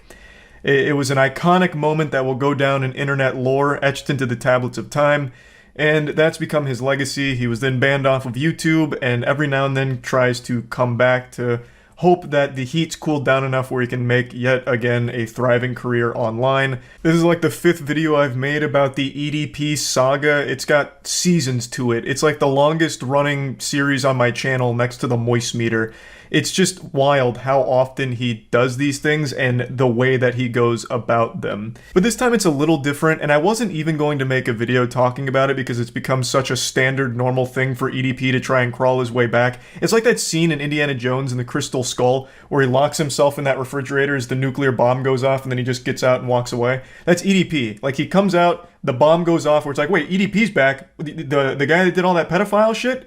And then he gets banned, he puts himself in the refrigerator, dodging all the nukes, and then comes back another time to try again on another platform. It's been like that for 2 years. He has streamed, he's made content on every platform imaginable. He's probably made a couple videos at your local university's goddamn book club. Like, he is going everywhere to try and make money again online, and it hasn't worked until over the last month on TikTok. Over the last month on TikTok, he made yet another account, and this time he hasn't been banned. In fact, he has over 730,000 followers right now and actively live streams on there to great success. But unfortunately, it seems like this success may have brought out the kitty diddling demon from within EDP once more. He has been accused of grooming a minor. Who could have seen that coming if it's true? You know, shocker. This guy has a history with evidence of him talking sexually to underage fans of his from back in the day, being very inappropriate with them, and then in the most recent one that cost him his whole career, literally saying sexual things about what he'd want to do to someone that he believed was a child. Having these sexually charged conversations, sending a picture of his cock, sending a picture of his poop in a toilet bowl, the actual pioneer of shit pics. Like, who could have possibly imagined that on a platform predominantly used by children, he would then once again potentially communicate with children? You knew what he looked like, right? Yeah. I was just really trolling him. Like, in the group chat, like when we made that group chat, we were literally just trolling him. And like he just took it too damn far. Like, he started like personally like DMing me and like saying he fell for it again. Fly me out, and he's gonna like nut in me and shit. So on here it says, "Don't let anyone ever tell you you aren't beautiful. Not even me. You deserve the best. Trust me. If I was in Louisiana, it'd be a beat down your door, smothering you with flowers and hugs. You just better prepare yourself because I'm showering you on the entire world." That's the corniest shit ever. This is part of a larger interview from this YouTube channel, Master at Work, and I'll be honest, I've finished watching it, but I'm still a little confused on the specifics of exactly what happened here. The best I can piece together is the girl in the interview was trolling EDP. They had like a group chat together, and while she was underage was talking to EDP, but then she turned of age, she turned 18, and then EDP got more sexual with their conversations or something like that. I'm not entirely sure on the exact timeline of everything that happened or anything, but overall, it still seems like a very weird situation, at the very least. Assuming, of course, it's all true. There's not 100% irrefutable evidence at the moment here, and I'm sure EDP will latch onto that, claiming that it's all just fake haters trying to bring him down. Because even to this day, he doesn't really acknowledge what happened and what cost him his career. Though on TikTok, he did make a video taking a slow bite of a cupcake, which is the closest he's come to talking about it, and it's really weird that he still leans in to the pedophile stuff. Like, he knows the cupcake is associated with him trying to go to the physical location where he was talking about having sex with someone he believed was a kid, and yet he will openly eat a cupcake, thus tipping his hat to it. He's trying, like, for this level of self-awareness, like, yeah, you guys all know about the pedophile past, so here's that. And now let's talk about the Eagles. It's just so fucking weird. But yeah, I really didn't want to mention EDP again going forward since it's such a normal thing that happens now, like a little natural disaster that blows through with EDP making an account and trying to get popular again somewhere. And somehow it usually works out for him for a brief moment of time where he'll get a lot of followers in a short amount of time, like he has on TikTok. The guy's like a tardigrade, or as you might know it, a water bear, which is like this tiny little micro animal that can survive pretty much everywhere. In a volcano, in space even. Like, somehow EDP always just comes back and tries to find some place to live on the internet no matter how hard the internet tries to push him away. The tenacity is unreal. But yeah, the reason I was talking about it today is because of the accusations that now came out against him, which isn't a surprising thing if all of those accusations are proven true, given his history and his repeated pattern of inappropriately talking to children. The fact that he is now huge on TikTok, which is a platform that is predominantly a child audience, it isn't surprising that he would once again go back to that pattern of behavior that he's demonstrated while he was on YouTube. So yeah, that's the EDP annual update, and that's about it. See ya.